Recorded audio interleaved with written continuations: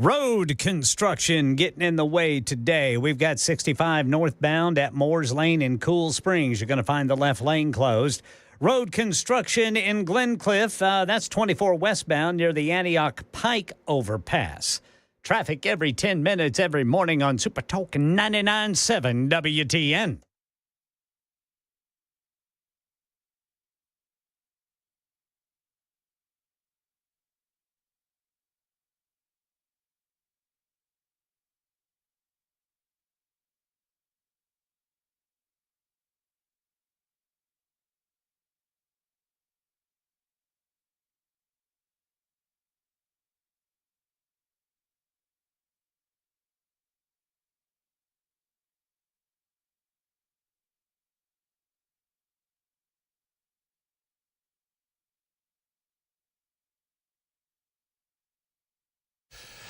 Hello, friends. Welcome in. It is 3:06. Good afternoon. My name is Matt Murphy. Conveniently, this is called the Matt Murphy Radio Show, and for the next 4 hours, I hope to entertain you, inform you, educate you just a little bit. Hope you participate in the broadcast. You can do so by dialing us up on the Super Talk text line or on the phone line, 615-737-9986, 615-737-9986. We give those numbers often and as quickly as possible, just to keep you on your toes. When I say we, I include my stablemates here in the afternoon hours on Super Talk 99.7 WTN, whether they like it or not.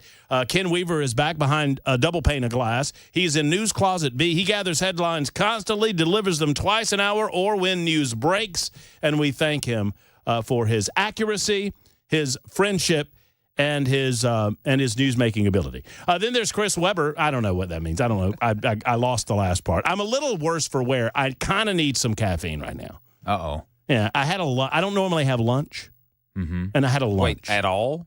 I don't normally eat lunch. That's weird. Is it? Fair enough. Well, it's normal to skip breakfast, I would think, but not lunch. I mean, I do breakfast. Okay. But then I stopped doing lunch when I was in the lunchtime hours. Between noon and 3. Duh. By the way, that's the voice of Chris Webber. Everybody knows that. Hi. So I would do like breakfast around 8, and then I would have like a snack at about 11, Gotcha. like a little protein bar or something like that, and I would not do lunch. And I've kept on that schedule since I took these hours in the new year. But I had lunch today, and so now I feel like I need a nap. Yeah. And it was a salad too. Really? I had a salmon salad, and I still feel like I need a nap. So Well, that's disappointing. maybe it's because I watched 2.5, maybe 3 hours of the Pete Hegseth nomination process earlier today from Capitol Hill, which will be the subject of conversation during the first hour of the show. So I just need to signpost a little bit, let you know where we're going, not only today, but over the course of the week. And I beg of you to bear with us because we originally thought that we would have the Governor Bill Lee, on yesterday. That was the original game plan. And I don't fault anybody for any of this. I'm not suggesting that anyone is being anything but on the up and up. It's just that a lot of this stuff is fluid, and I don't have any interest in having conversations with people without talking about things that we all know is about to happen before they are announced that they're going to happen. And so the person that I'm sitting there talking to doesn't have an ability to share with us the thing that both of us in that room know is going to happen, but they have to pretend like they don't know what's going to happen. Does that make sense to anyone?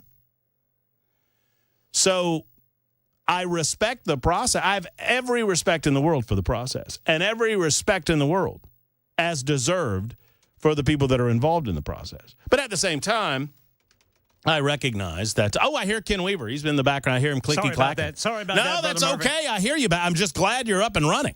What's going on, Weaver? Just typing a message to engineering about an issue. Oh dear, oh dear. Oh, the new newsroom formulation is not working. No, Not working? it's kind of an older issue. Oh, okay. And and they'll be on it. They still promising you that window. They're getting on that window, aren't they? I sure would like to have a window. I could smile and wave at those folks going over there to eat. Oh, or you? I oftentimes see the folks walking into the Electric Jane. The Electric Jane? You don't know about the Electric Jane? See, you don't have a window, so why would you know about the Electric Jane? Oh, really? It's across the street in the, what are those, condos? Yeah, underneath the condos. Yeah, there's where the Prince mural is. Oh, yeah. Yeah, there's I've never been in. Have you ever I've never been been to the establishment? No. Well, maybe we ought to go over there, boys. Maybe, sure. Or we could go to the Mexican joint over there that I'm fairly sure is a front for some sort of drug operation. No, they have Mexican food. Do they really? Yeah, it's real good. Pretty good. Is it good? Yep. Oh, yes. Well, I take it back then. I mean, I don't know what goes on in the back. Dadgummit, there's somewhere that's a front for a drug operation around here somewhere. I think it's up by my house. I drive by it every day. Oh, my gosh, maybe it's us. Hey, What goes on downstairs? I don't know. I don't know. They keep making money. I don't know how. there is a Mexican restaurant in Murfreesboro, and I'm not going to give the location or its name, but I'm telling you, there's never anybody there but staff hanging out front smoking cigarettes. Huh. Well, I'll be darned. Well, maybe they're. It might be a front for big tobacco. Have you checked out what's going on at the back door? I'm afraid to. Yeah, I don't blame you. I don't blame you either, because the back door is where it's going on. We had a number of those. I've not seen many of those in Nashville, but we had a number of those in Birmingham that we were pretty convinced that they were doing something out of the back room. Money laundering, that sort of thing. You know, something. And then my favorite place that I ever ate in Birmingham, I mean, while we're talking, let's just go ahead, was everybody raved about this Oriental restaurant called the Red Pearl. It's called the Red Pearl. Okay. It's an Oriental joint. All right. And that's what they called it. They said it was an Oriental market and restaurant. So I'm not, Okay. don't come at me for saying Oriental, because that's not whatever. That's what they call themselves. And I walk in with a group of people for lunch, and the first thing I see is an aquarium full of frogs. Live frogs. Yes, sir. Okay. Big fat legs. Oh, yeah. They're selling, and there's a variety of different creatures and meat. This might be where COVID came from. I mean, there's a variety of different meats and animals that are hanging in a variety of places in the market. And it's one of those moments where I don't think I can eat here. I don't know. But what I determined, we ate there, but I, in my mind, immediately said, whatever I order, it has to be, I have to know what it looks like when it comes on my plate. In other words, Right. I ordered shrimps. What I ordered, because, shrimps look like shrimps. It's hard to fake that, yeah. It's hard to, turn, cat into shrimp. Yeah. Although I did have some tofu one time that looked an awful lot like a piece of shrimp. It was at one of those vegetarian restaurants. Don't Yeah, ask. it's what- Anyway.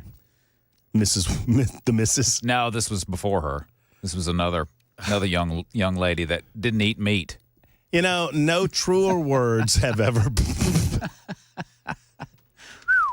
That didn't last long, did it, Brother Chris? No, it's like I can't do this. Why does it look like a piece of shrimp? I and it's did not? that. I did that back in the day too. I dated the vegetarian, vegan, Ooh. and that then now everybody's a vegan, Yeah. right? If you're in that relationship, everybody's vegan, Oh yeah. Yeah. and no, I don't want to be. Nah. I'm good. Thanks a lot. I'll have some meat, thanks. Yeah, I'm good. And then as soon as I leave the circumstance, suddenly she's eating fish. Like, well, what the hell? Should be saving that for someone special. I guess. I guess you wanted to eat meat. You just didn't want to eat meat with me. Yep. Okay, that's fine. Well, anyway, one way or the other, thank you, Ken Weaver. I'm glad that you're there. Welcome, Brother Murphy. It's a busy day today, huh? Yes, sir, it is. Got a lot going on. A whole lot going on. I haven't even prepared my nincompoop story yet. Oh, I have confidence in you. You brought the heat yesterday, and one going away with your was yesterday the naked. Talking about Mr. Clean and Miss Dookie. Yes. Stole $500 worth of cleaning products, and they diverted attention by dropping a deuce in the floor. I don't know that you could. I don't know that you can lose a nincompoops in the news round if your story involves poop Yeah. in the story. Well, just look on the Florida TV stations. Man, oh man, it's a wealth of nincompoops Yes, sir. in the state of Florida. The America's Dangle, the state of Florida. Way to go, Florida. Yep. So we have a lot going on. I mean, obviously, we got the first day of the General Assembly today. We will discuss. We have Pete Hegseth before a Senate committee. He is being grilled by Democrats. The more that the Democrat Party indicates desperation, the more that you know that Pete Hegseth has the votes. And I believe, yes, that Pete Hegseth has the votes. If Hegseth and Kennedy and Tulsi get through, every single one of them are getting through. The Democrats are desperate to grab a pelt. That's what they're looking for. They're trying to find one or two or three things that they can hang on any individual candidate in order to further getting someone so they can run back to their home districts or their political parties in the spirit of they run around these parties drinking with their cocktails and their little pinky fingers out and talking about, oh, we got one. They tried to do that with Hegseth today, and he just batted some of the bigger questions away. We'll discuss that today on the show as well. We got Glenn Jacobs coming by at 4 o'clock this afternoon, as mentioned. Glenn is the mayor of Knox County. Glenn Jacobs is widely considered to be considering a run for governor of the state of Tennessee. We will discuss that with him. We'll talk to him about an update on East Tennessee and everything in the aftermath of Hurricane Helene. That is at 4:05 this afternoon. The expectation was, this gets me back to the governor. I know there are some of you out there that hate Governor Lee, and I really don't know why. And I mean that with sincerity. And many of you, sadly, the purity keyboard warriors, I won't say many of you, but some of you will take that statement that I just made as an example of how I'm a bad person. Well, I promise you, if you think Lee's an awful person and Matt Murphy's an awful person, then you probably don't know too many people that are pure enough to serve in politics or as a radio show host on this station. But that said, I mean, I can understand some concerns that some have about whether or not the state of Tennessee has done enough on the illegal immigration front, for example. And every time we have Governor Bill Lee on, someone asks me to ask him why we do not have constitutional carry in the state of Tennessee. I get that as well. But I don't understand the thought process behind Bill Lee is not a real Republican. Bill Lee is not a real... I mean, I guess what a conservative is and is not is left for debate. But anytime I mention that he's coming on, I get the usual suspects coming out of the woodwork telling me that Bill Lee's not a good person, not a good guy, not a good governor. Some of it having to do with the response to COVID. And I understand that. I was not here for that. I get it. I understand it. At some point, you either forgive a guy or you don't. And there it is. But we were planning on having him on at 4 o'clock yesterday. I talked to his folks over in the governor's office, and we decided that it would be in the best interest of advancing conversation and information that we have him on instead today at 5 o'clock. I had a call with some of the governor's people this morning, and we mutually decided that it would further be in the best interest of conversation and communication if we waited until tomorrow. Apparently, there are things going on regarding the General Assembly, which starts today. You know, you got the General Assembly, and then you got a lot of special things going on, and there perhaps are some very, quote, special announcements that are happening regarding special legislation that needs special attention. I don't know what those announcements are going to be. I couldn't fathom a guess. But I know this. It is a bad recipe for me to have a conversation with all of you and someone like the governor if we don't have all of those pieces in place so that we can walk the conversation down the road. Given the opportunity to do that tomorrow as opposed to today, I choose tomorrow. And I'm also told that the governor might be in studio with us, which, I mean, that's always that'd be nice. A nice way to have a conversation. So let's wait until tomorrow and we'll have a great conversation with him about the special nature of whatever announcement is coming, about the General Assembly, about his push for school choice in the state of Tennessee, amongst other things. 4457 says, what about his cop-out excuse for illegal immigration that you conveniently forgot about? Literally the first thing I mentioned. Literally the first thing I mentioned when I mentioned that I understand that some of you don't like Bill Lee was whether or not he's doing enough regarding illegal immigration in the state of Tennessee. 4457, literally first thing I said. So I don't know what to tell you. And 3989 says there's 28 Mexican restaurants between Hendersonville and Gallatin. So, you know, they're listening. That's nice. Okay. I guess that has to do with our conversation about Mexican food There or are illegal quite a immigration few. or both. I don't know. Well, I mean, there's a lot. I mean, when we were growing up, there weren't many. That's true. And nowadays, there are a lot. So things change. And look who's already here. Glenn Jacobs is already here. I suppose we can go ahead and talk to Glenn. I mean, he's here. I'm here. You're here. We're all here. Let's do it. We'll figure it out in a moment. 20 after the hour. Super Talk 99.7 WTN.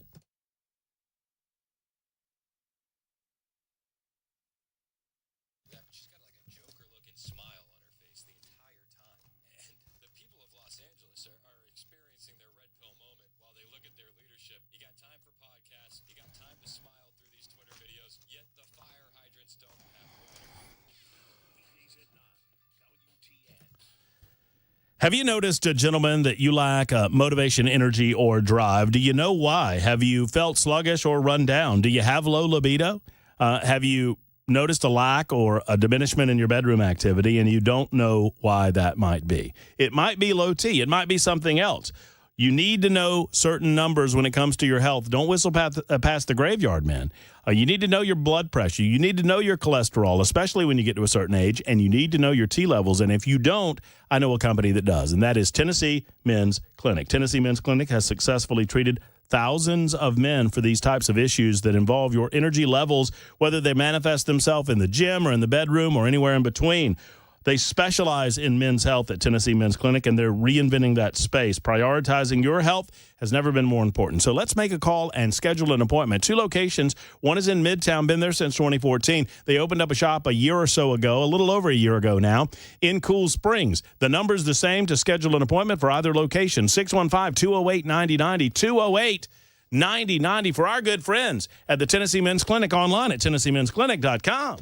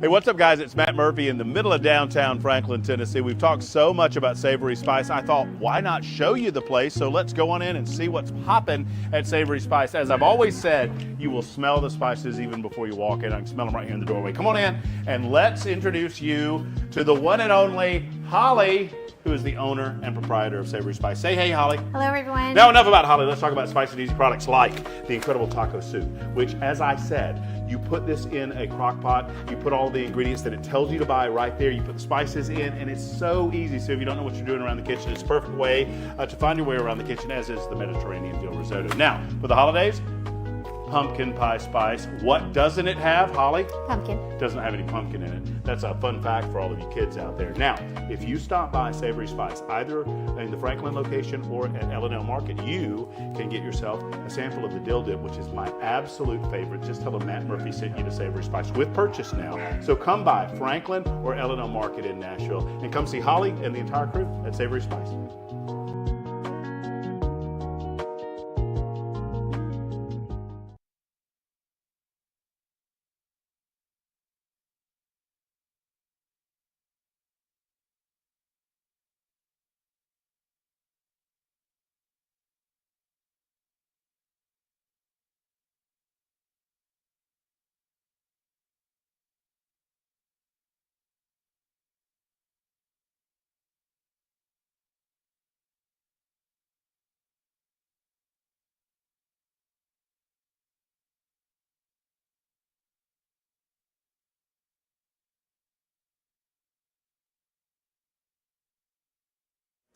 Tennessee's age verification law is now in effect. I'll tell you more about it at 3:30 on Super Talk 99.7 WTN. Thank you much, Mr. Ken Weaver. Mayor Glenn Jacobs will be in with us in about 10 minutes or so set your alarms for that. If you miss a moment, don't miss that, as we have a great conversation with the Knox County Mayor.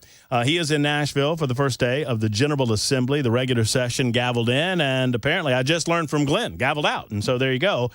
So they have already got into session, and they are out for the day at least, and the wild rampant speculation, and it remains to be seen, we'll talk to the governor about it tomorrow, that the governor will be calling a special session. These are the rumors that we hear about over the course of the last week or so regarding how they're going to handle the education scholarship bill, the school choice bill that the governor is pushing this session that failed last year because of an impasse that they had between the House and the Senate. So the expectation is that they will. So for those that aren't as familiar with politics, let me just walk through this with you. This is, I understand how you are predisposed because of what's been going on in Washington, D.C., and maybe to a certain degree what's been going on in Nashville for some time, that you think everything involves shenanigans, everything involves, backroom deals or whatever, and that's not the case. So the governor has, per the Constitution, an opportunity to call the legislature into a special session for a specific purpose. And, many governors around the United States have this ability. So if the General Assembly is not in session, or even if it is in session and the executive branch decides that they want the legislature to focus on a particular thing, the executive branch has the ability to say, hey, I'm calling a special session. Now, the General Assembly, the legislative branch, has a little bit of ability on scheduling. But if everybody's on the same page, it makes sense in this regard.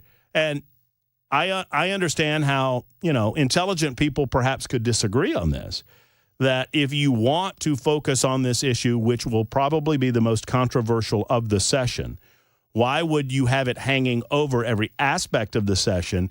Why would you not go ahead and get it underway and done with, for good or bad, depending on your perspective or point of view on the legislation? So the idea, and I'm not defending how they're doing it, I'm just telling you the thought process as to how they're going to do this. So the idea is, and I don't know anything, I don't have any particular information, the governor's not made an announcement, but the wild speculation is that the governor will make an announcement at some point today or tomorrow regarding the announcement of a special. And I know those of you in Aniana are thinking, wait, Murphy, they're in the regular session. Why do they need a special session? Once again, it's to focus specifically on those items that the governor calls the legislature into special session for. So regardless of what the legislature wants to talk about or deal with or handle at any given moment, when a special is called, they are charged with the duty of handling whatever the governor has called it for. It is to deal with specialty circumstances legislation. The governor, it is expected, will call in on I think he's calling it in on two things, is what I've heard. And once again, these are just rumors that Matt Murphy hears, with the wind. One is obviously the education scholarship bill that the governor pushed last year and is pushing this year. Number two, further relief for East Tennessee with regard to the aftermath of some of the devastation left behind by Hurricane Helene. Those are the two matters. Now, whether it's both of those, more, one or two other things, remains to be seen. You have to wait for the call. But the idea is they gavel into the general, they get everybody in place because there are new members down there. So you got to gavel them in, you got to swear them in. They call a recess. If everybody's in concert and in lockstep, the governor then calls a special. It lasts, 4, 5, 6 days? I mean, I think given the limited amount that they will be dealing with, you can kind of shrink that down to a week of time frame, and then you move on to the other business of the state of Tennessee. That's the idea, but it gives us a compressed time frame to talk about that issue, right, which is obviously the issue of school choice. My position has always been we can dicker around and talk about the minutia of the bill all you want. Anything that gives parents more ability to involve themselves in the education of their own children, I'm here for the ride. Anything that destroys or at very least begins the process of dismantling the monopoly that for so many of us in Tennessee is public education, I'm here for the ride. absent an ability to pay beyond your taxpayer dollars. In other words, unless you have the money to decide that you're going to forego all that money that you spend on public education anyway because it has failed you, and you're going to decide to send your kids to private school and use that money to do so, if you don't have the ability to pay that additional money, then you don't really have any choices when it comes to public education or educating your child, I should say. This, I believe, will give parents, you can call it a minuscule tool, you can call it a small, you can call it whatever you want. It moves the ball in the direction that I want to see it move. And that is giving parents more opportunity to push back against these failing schools. Not all public schools have failed the kids, but enough have that there's a lot of concern about where we're going with public education in the state of Tennessee. This is a step forward in my estimation. Now, if we want to talk about the nuts and bolts of the issue, I'm fine to do that, and we will over the next week or so. We'll talk with Mayor Glenn Jacobs, and whether or not he has an opinion on this matter will be found out together. We'll find it out together in about 5 minutes on Super Talk 99.7 WTN.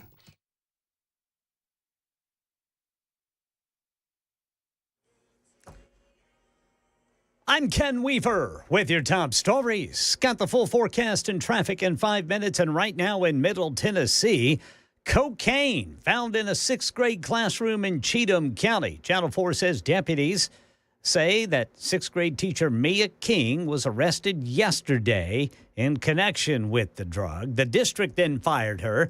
King was an English teacher at the Cheatham County Middle School and began working at the school in 2023.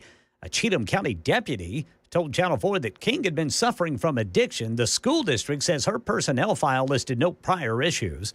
Tennessee's age verification law now in effect. It was supposed to take effect January 1st, but a judge agreed with a plaintiff of a freedom of speech lawsuit and blocked it. But Attorney General Jonathan Skrmetti appealed and won, and now anyone younger than 18 years old in Tennessee is going to need parental verification to visit certain websites.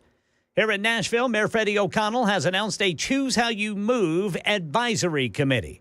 It is made up of 15 members, 9 appointed by the mayor, 5 appointed by Metro Council. The vice mayor or designee will fill the final spot on the committee. O'Connell says he is in the process of hiring a chief program officer to oversee the implementation process of this transit plan.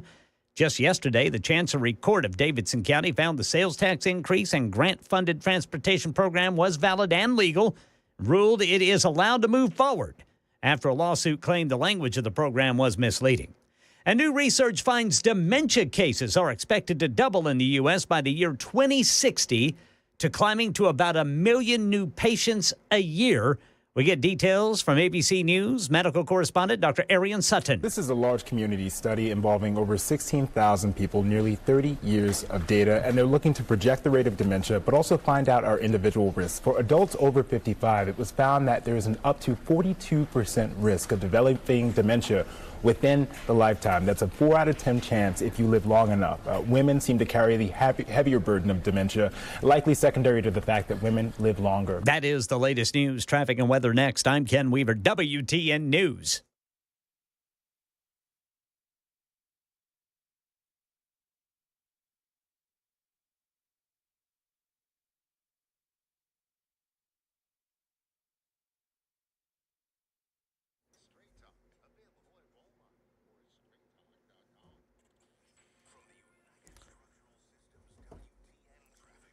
We have picked up a crash blocking the right shoulder, 24 eastbound near Hickory Hollow Parkway in Antioch. Traffic every 10 minutes every morning on Super Talk 99.7 WTN.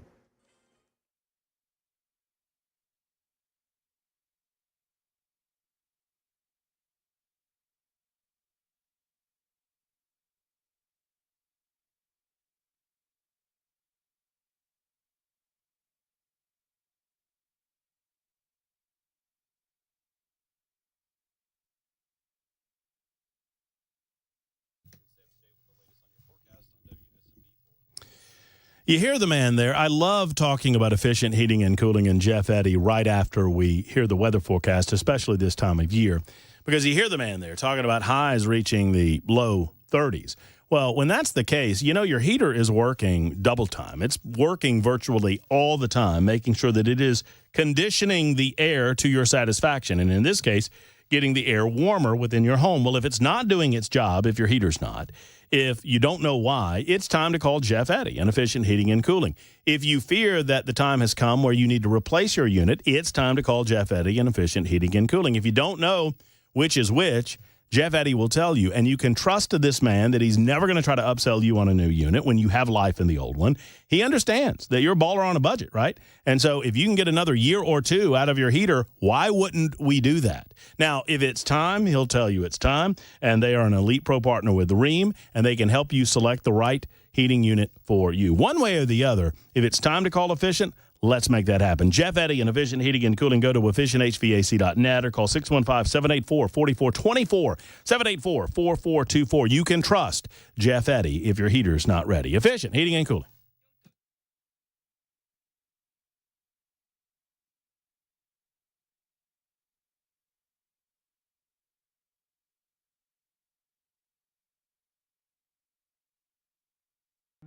Hey, what's up, guys? It's Matt Murphy in the middle of downtown Franklin, Tennessee. We've talked so much about Savory Spice. I thought, why not show you the place? So let's go on in and see what's popping at Savory Spice. As I've always said, you will smell the spices even before you walk in. I can smell them right here in the doorway. Come on in, and let's introduce you to the one and only Holly, who is the owner and proprietor of Savory Spice. Say hey, Holly. Hello, everyone. Now, enough about Holly. Let's talk about spicy and easy products like the incredible taco soup, which, as I said, you put this in a crock pot, you put all the ingredients that it tells you to buy right there, you put the spices in, and it's so easy. So if you don't know what you're doing around the kitchen, it's a perfect way to find your way around the kitchen, as is the Mediterranean dill risotto. Now, for the holidays, pumpkin pie spice. What doesn't it have, Holly? Pumpkin. It doesn't have any pumpkin in it. That's a fun fact for all of you kids out there. Now, if you stop by Savory Spice, either in the Franklin location or at L&L Market, you can get yourself a sample of the dill dip, which is my absolute favorite. Just tell them Matt Murphy sent you to Savory Spice with purchase now. So come by Franklin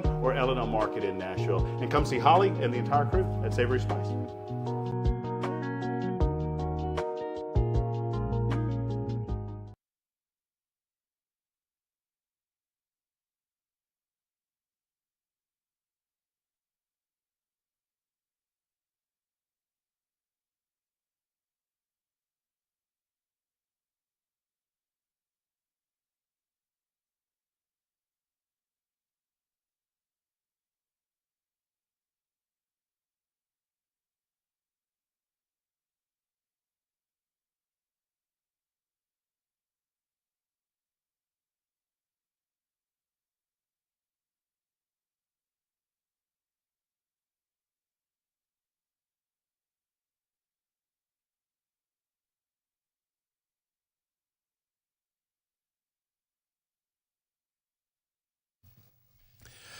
It is 3:38, Super Talk 99.7 WT. And if you have any questions for our next guest, let me go ahead and throw those phone numbers out and the super text line, 615. Utilize that super text line, and I'll get to them, 615-737-9986.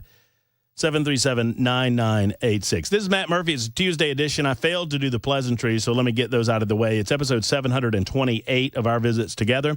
And it is locked for Trump Day 318. I was just explaining to our next guest, Mayor Glenn Jacobs, why I look the way that I do. It's all for Donald Trump, Glenn. Man, it's awesome. So for those of you who can't see this, it's like Wolfman Jack right now with all the long hair and the beard. Yeah. Butter me up. That's good. That's good. I know the turn's coming at some point during the conversation. I feel it. The heel turn here. How's it going, man? How are you doing? I'm doing well. Thanks. You? I'm well. I asked you a question off air, and it occurs to me, I'm going to go ahead and ask you this question on air. And we may have talked about this in our past conversations, but I understand that it's different. But are you enjoying your new role, you were in the entertainment industry for so long. You were well known in that regard. You are now becoming very well known for your public service. Are you enjoying this?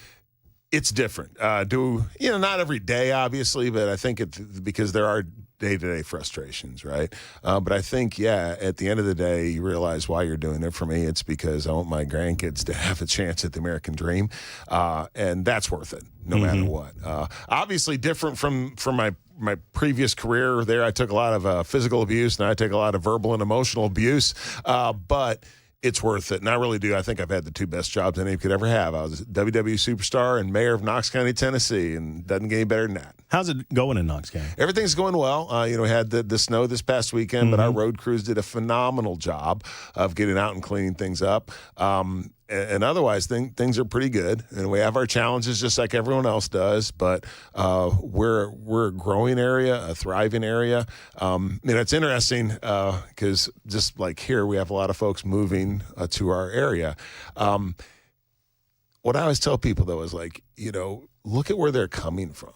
And would you rather be the place where people want to live or the place that people can't wait to get out of?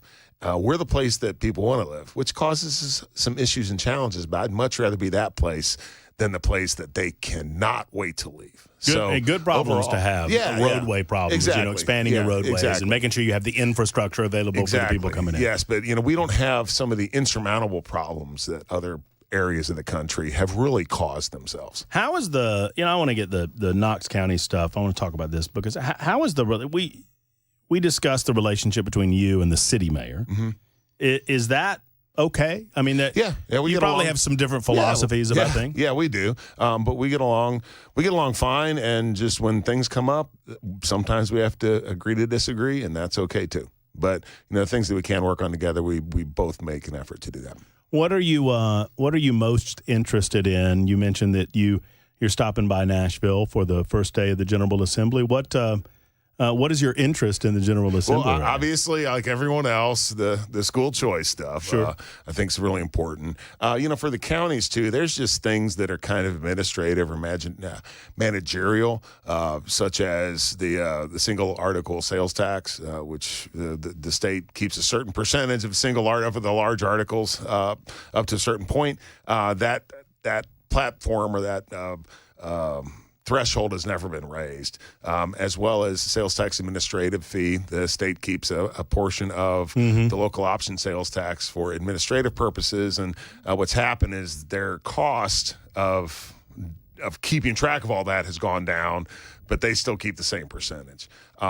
So those are some things that maybe not, super top of mind for folks, but as county officials, they have a pretty big impact on us. Things like ambulance service and some reforms that need to happen there as well. So let's kind of circle back to the first point. And what are your citizens in Knox County? You travel across the state. I see at all kinds of events. You're talking to folks. You got the pulse of Tennessee. What are folks saying about education, the scholarship plan, specifically in school choice more broadly? Right. I mean, it depends on what group you talk to. Geographically, it seems to gain more support the further west that you move. But again, it depends on who you talk to. This is one of those deals where, I don't think it's actually going to have a huge impact on huge numbers of people. Okay, and what I mean by that, there's only 20,000 Freedom Scholarships. It caps at 2%. Out of 1 million basically school-age kids. But for those that need it, it is vitally important. In my own life, I have a brother and a sister. My sister is academic superstar, graduated valedictorian of her class, went to work at NASA, the whole deal, got a PhD in history. My brother is an auto mechanic. Fortunately, he was basically able to go to a VOTEC school where he studied auto mechanics. Wouldn't be able to do that probably nowadays. They still actually have the program back where we grew up in Missouri, but a lot of places don't have that. My point is different people learn differently. Different people have different skills, different interests, different passions. And right now what we have is a one-size-fits-all system. And if you don't fit anywhere in that system, you get lost. So the more options that young people have, but as you mentioned too, the more ability that parents have to choose and the more competition within the system. Right. I'm a free market person. Competition makes everybody better. It will make the public school system better by doing this. So I think this is something that's really, really important. Again, not everybody, most people aren't going to take advantage of this. For those that need it, It's really important, and I think that what it's going to do is up the overall system, including the public schools. You know, it's fascinating to me. I get dinged when I bring this up for being anti-teacher or anti-school, and I promise you I'm not. No, either of those I think things. it's a great opportunity for teachers too. Well, I do too. You know? But sadly, what we often see, we see the television news crews run to the monopoly owners, right? The people that have the monopoly, Right. that would be the heads of the union or the superintendents and ask them what they think about Right. something like this. Well, if I had the monopoly and I don't want to shake up my Apple Card, I am predisposed to be against it from the jump. Right. I think we're asking the wrong people. I think we need to go to That's the ground. exactly right. Yeah, that's exactly right. You know, and some of the elected officials that I talk to, well, I don't like it. Well, then you find out that they're ants on the school board, and that's really why. Or they just talk to the Yeah, superintendent of the exactly. Or they schools, just- and yeah. So I saw a meme. It was it said that experts agree that you should leave the cheese on the counter. And then it's a picture of a dog. This is the expert, and that's exactly. And all It's these all- things. who's the That's expert, exactly how it works. Is you have folks that have a vested interest, and the media or whoever ends up talking to them. Well, of course, this is what they're going to say.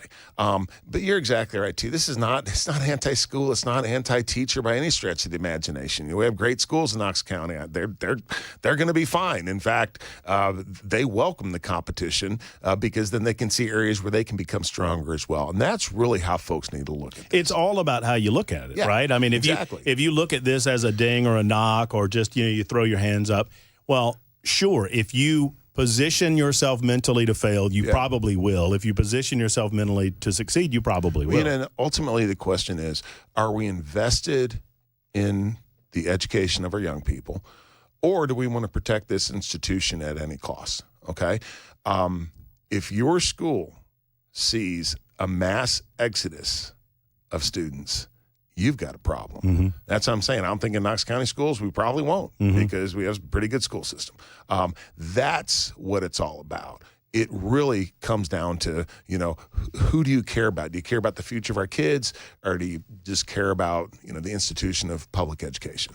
So and then let's make public education better by doing this. And look, I understand too, Glenn. Glenn Jacobs, our guest, mayor of Knox County, and in studio with us. I understand too the concerns about further involving the government in private education. I feel comfortable, based on the people that I've talked with, based on my reading of the bill, that there are safeguards in place. Let's be honest, the public sector, the government already has certain absolutely. controls over the Absolutely. private schools. And here's the deal, too. No one's forcing anyone to take the money. That's right. If you don't want to take it and you don't want to do this, that's absolutely fine. Whether you're a private school that's right. or a parent. That's right. Exactly right. So if you're that worried about this, you don't have to take the money and your school doesn't have to participate. But this is Tennessee, okay? And that does bother me when, this is just another big government program. Look around the country at how much better Tennessee is run and managed. We have a small government philosophy here. Who in the world would want to, start this big government program where the government is taking over the private schools and the homeschool sector? That just ain't going to happen in this state. Do you have the same experience? I have this experience, and I'm not knocking these folks. I think, my grandpa had a saying about opinions that they're like, I'll just say elbows. Right. Everybody's got Right, one. yeah. So I'm not knocking anyone's opinion about any particular player in all of this. But you talk to a lot of people in the state. Some, feel like we're not conservative enough. And I look around and I see some of the other states, and I'm like, look, I can understand how you're a little frustrated on the illegal immigration front, or you're a little frustrated on whatever the issue might be. But on balance, we're a pretty conservative place. Absolutely. And some of the things that people get upset about, it's out of the state's hands. Illegal immigration is mostly a federal issue, and the things that they do, same with the state, things that the state does radiate down in Knox County, and people get mad at me and expect me to do something about it. I'm like, that's a state law. I can't do anything about this, and the same with the relationship between the state and the federal government. One of the things that I'm really excited about with the Trump administration is I hope that we do see concerted effort to restore states' rights in so many areas. Education being one of them, by the way. The Constitution does not mention education. Therefore, according to the 10th Amendment, that is a power that the states have. The Department of Education, you hear, oh my gosh, everything's going to fall apart and it's going to be terrible and all that. I graduated high school in 1985. The Department of Education did not come into effect, I think, until 80, I want to say. I think it was Carter's deal. It was Carter, yeah. So it was early 80s. Yeah, that was 80. I think it was 80, right? But before that, we didn't have this, and public education worked just fine. So why is the federal government so involved? And it is, and it's not like the federal government has its own money that they have this big vault and they open it up and they take their own money that they've saved up. No, they either borrow the money, taxes, or they print it. All of which are bad. And then they dole it out to the states and essentially bribe the states and say, hey, you're going to do this, you're not going to get your money. I think the system would work much better if the states were allowed to do that instead of the feds. I try to come up in my mind with reset questions, right? If I know that I'm talking with someone that might have some philosophical disagreement with me, I just want to figure out where we are, where we can go where we agree. Right. And then we launch from there. And I ask the question, do you believe education in America has gotten better or worse since the creation of the Department of Education, the federal Department of Education? Right. And I don't know of anyone that says it's gotten better. No. So if we agree that it's not gotten better, then we need to either fix the system or destroy the system and go back to the system that we were working with previously. That's exactly right. And you can just look at the data and realize, no, it hasn't gotten better. And again, that's not the fault of teachers by any stretch of the imagination. It's the system is flawed. Have you had an opportunity to meet Trump? Oh, yeah. Yeah? All right, I've talked to him a few times. I got a quick break to time, Sure. but I want to talk to you about meeting him and what's going to go down in 6 days, which should be pretty Sounds special. good. It's 51 after the hour. It's Super Talk 99.7 WTN and the Matt Murphy Show. Our guest, Knox County Mayor Glenn Jacobs. Back after this.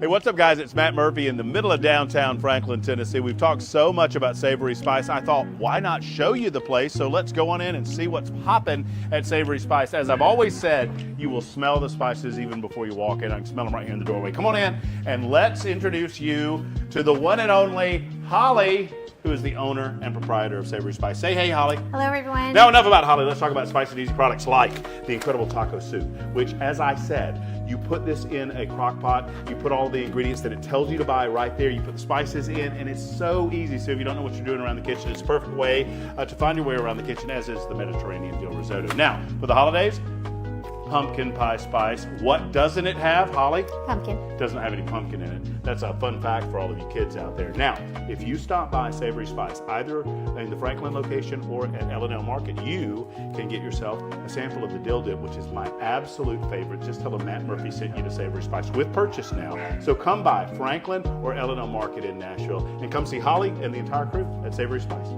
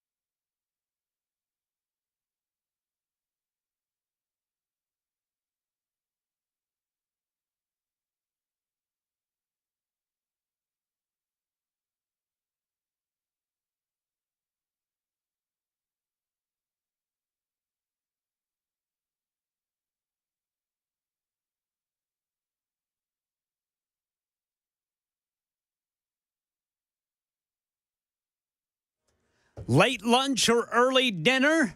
We're going to share what federal food inspectors found in ready-to-eat meat linked to listeria coming up at 4 on Super Talk 99.7 WTN. Super Talk 99.7 WTN back after it with Knox County Mayor Glenn Jacobs, whom I've locked the doors, and he's not big enough to stop me. Oh, wait, no, he is. Never mind. Dadgummit. Normally that works, but it doesn't work for you.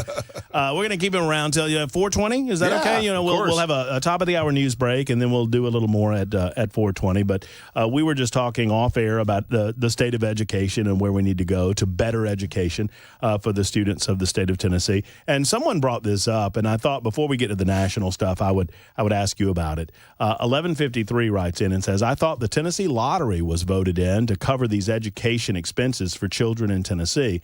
And I think the spirit of that is I thought that was going to handle it all. Right. Well, I don't know how it was sold to the people of the state of Tennessee. But Well, see, actually, the lottery doesn't go to secondary education. It goes to post-secondary. Like Tennessee Promise, that's how that's funded. Right. But I don't think that the lottery dollars actually go through K through 12. However, when the sales tax was implemented in Tennessee way back, I think in the 40s, it was specifically for public education. Mm-hmm. That's why we have a sales tax in Tennessee. Well, and for at least it's my perspective, if you think that money is the problem, I don't think you've looked at the increase in spending over the last 25 years. Just pick a state, any state, and look at the amount of money per pupil they were spending 25 years ago versus today. Yeah. It doesn't feel to me like monetary expenditure is the true problem. Yeah, folks would be shocked at actually how much money is spent on education. In Knox County, it's about 65% of our budget. Which obviously is a large amount. Lot. Yeah. However, we're spending maybe $9,000 to $11,000 per student. Mm-hmm. You look at Chicago, and they're spending like $30,000 per student. And I've seen that too. You know, that education funding has not grown, and that's absolutely false. It has grown. Probably, as far as local governments are concerned, more than any other sector of the services that they provide. Before we go to the top of the hour break, real quick, I just wanted to ask you: do you have an update? Have you talked to folks a little east of you about how they're doing in terms of the recovery? Yeah, it's still a very, very bad situation, very challenging. There are folks that still don't have their homes have been destroyed, haven't been repaired. We just had that cold snap last weekend, and folks are living in tents in parts of Upper East Tennessee.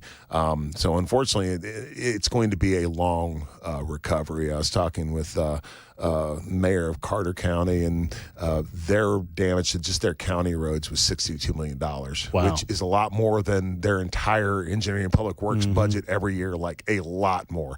And, the state's talking about helping out in that area some more, obviously, the feds with, I want to talk to you. I want to talk to you about that too, because I'm curious, given I feel like you've got roots in libertarianism, and I do as well. And I want to ask you about how we could perhaps reset that relationship and give more responsibility to the state. And we'll talk about Trump's inauguration and maybe the future for Glenn Jacobs. That's all on the way next. It's 4 o'clock on Super Talk 99.7 WTN. It's the Matt Murphy Show.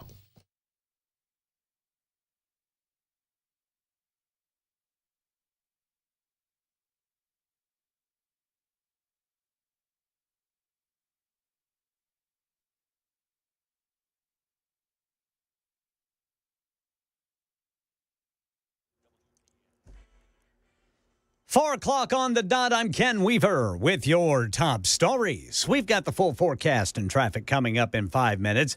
Well, the House has passed a Republican measure banning transgender girls and women from competing on school sports teams that match their gender identity, as long as these sports teams receive federal funding. We're seeing that, what USDA food inspectors say they found in Boar's Head plants linked to this past summer's listeria outbreak that sickened more than 60 people in 19 states, including 10 people who died.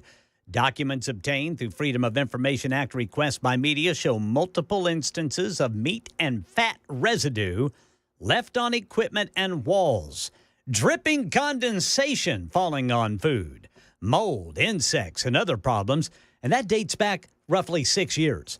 USDA officials say they have to up their game, too. promising to do better through broader testing, updated training and tools, increased inspections, more food safety reviews, and stronger oversight of state inspectors who act on behalf of the agency. Pete Hegseth's confirmation hearing as President-elect Trump's nominee for Defense Secretary is wrapped up. Democrats tried to paint him as sexist, an adulterer, and someone who has a problem with alcohol. This is Hawaii Democrat U.S. Senator Mazie Hirono. Will you resign as Secretary of Defense if you drink on the job, which is a 24/7 position? I've made this commitment on behalf of Will the you men and women I'm resign serving. as Secretary of Defense I've if made this you commitment drink on the behalf job? of the men and women I'm serving. I'm not because it's the hearing- most important deployment I'm not of my hearing an life. answer to my question, so I'm going to move on. Hegseth responded to the attacks as being someone who's not perfect, he admitted, but redeemed through his Christian faith. Former Presidents Barack Obama, George W. Bush, and Bill Clinton will attend next week's inauguration, as will former First Ladies Laura Bush and Hillary Clinton. But Michelle Obama will not be there. According to her office, no reason was given for her not attending. This is the second presidential event in 2 weeks that the former First Lady will have missed. She was absent from former President Jimmy Carter's funeral last week in Washington, where she would have been assigned to sit right next to President-elect Trump. That's the latest news. Traffic and weather next. I'm Ken Weaver, WTN News.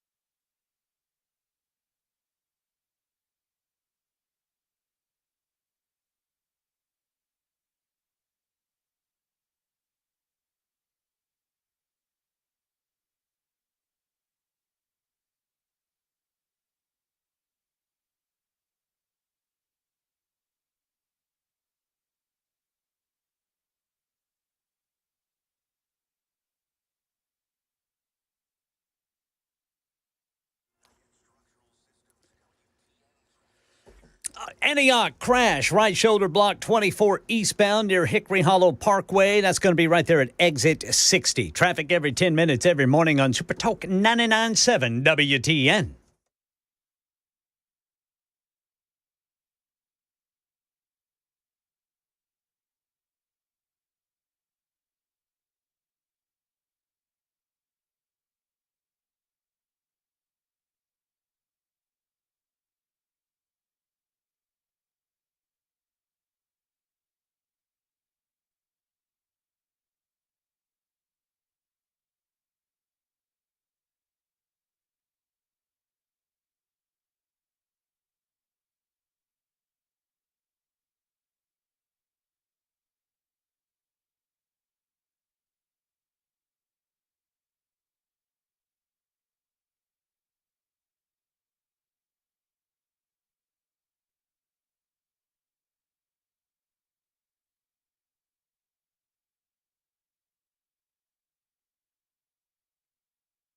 Super Talk 99.7 WTN, 6 minutes after 4 o'clock. Welcome back. My name is Matt Murphy. This is the Matt Murphy Radio Show.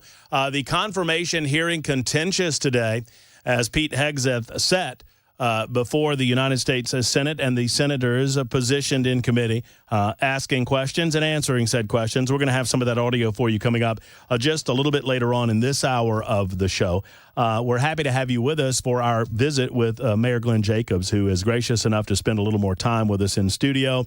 As he's in town, he got out of Knox County, came over to town to watch all the, you turn on the lights and all the roaches scurrying. I'm not calling that right, but it's the first day of the General Assembly, and you got to make sure you got to hold on to your wallet. You got your wallet, you better hold on. They'll grab it. Ours are pretty good, actually. They're all right. They're all right. Yeah, well, I've seen a lot worse. Yeah, but anyway. that's absolutely true. You and I were just talking about it. We are in a lot of ways. This does not sell any tickets to the Matt Murphy show, but I would be remiss if I didn't say. I mean, I've been here 3 years, and I know you're not a native. You've been here longer, but in a lot of, we're very blessed, especially when it comes to taxes. And I understand nobody likes the T word, but a lack of income tax, relatively speaking, low property tax. I mean, sales tax is a little bit more because you need that tourism dollar, right? But we're doing pretty good as a state. Yeah, we have the lowest state and local tax burden in the country, perhaps with the exception of Alaska. The only reason that Alaska has that is because they have oil royalties, so they pay their people a subsidy. And that's one of the most important things to me, is just being able to keep as much money as you possibly can. I'll tell you a quick story. There was a lady in my office a while back. She was an older lady, and this was not anything the county had done, but her property tax bill had gone up substantially. She was one of those people, man. She's on fixed income. Her husband had just passed away, and she could barely make it because of that. So taxes they're really important. We talk about inflation and how that crushes people. Well, when you see your taxes go up, often as a result of inflation, frankly, but nevertheless, when you see your taxes go up, that also hurts people, and we shouldn't discount that. So, yes, the fact that we have a very advantageous tax environment helps us as Tennesseans. It also helps our economic development because these other companies are looking at this going, oh, my gosh, we can reinvest a lot of the money that we're making here and create more jobs and create more better careers for Tennesseans. The thing I hear about you when your name comes up, more often than anything, is your authenticity. And I am a testimony to it, that the conversations that I've heard you have in group settings, speeches that I've heard you deliver, you're the same guy as you are when you're on this radio show, as you are when we're off air and we're just talking about things going on in Knox County or whatever. And I think that the people that go to the polls and vote for their elected officials, I think Trump has really changed the dynamic in terms of what their expectations are. And I say it as a compliment to you, that I think you have that mix of intelligence about what's going on in the world and authenticity, where you're the same guy. You don't become a different guy when the door closes. And I say all that to ask you, has that been your experience with the once and future president of the United States? Yes. What you see is what you get. I had the great privilege of going up and meeting him at Bedminster a couple years ago at the golf course. I thought there was going to be a walk-in, shake hands, how you doing, get a picture, walk out. Dude, I sat there for half an hour and talked. And just, all we did was basically chew the fat. We talked about issues. We talked about politics. But I'm sitting there with the former president, of course, now soon to be president again. And I felt, he is Donald Trump, okay? He has a very powerful, strong personality.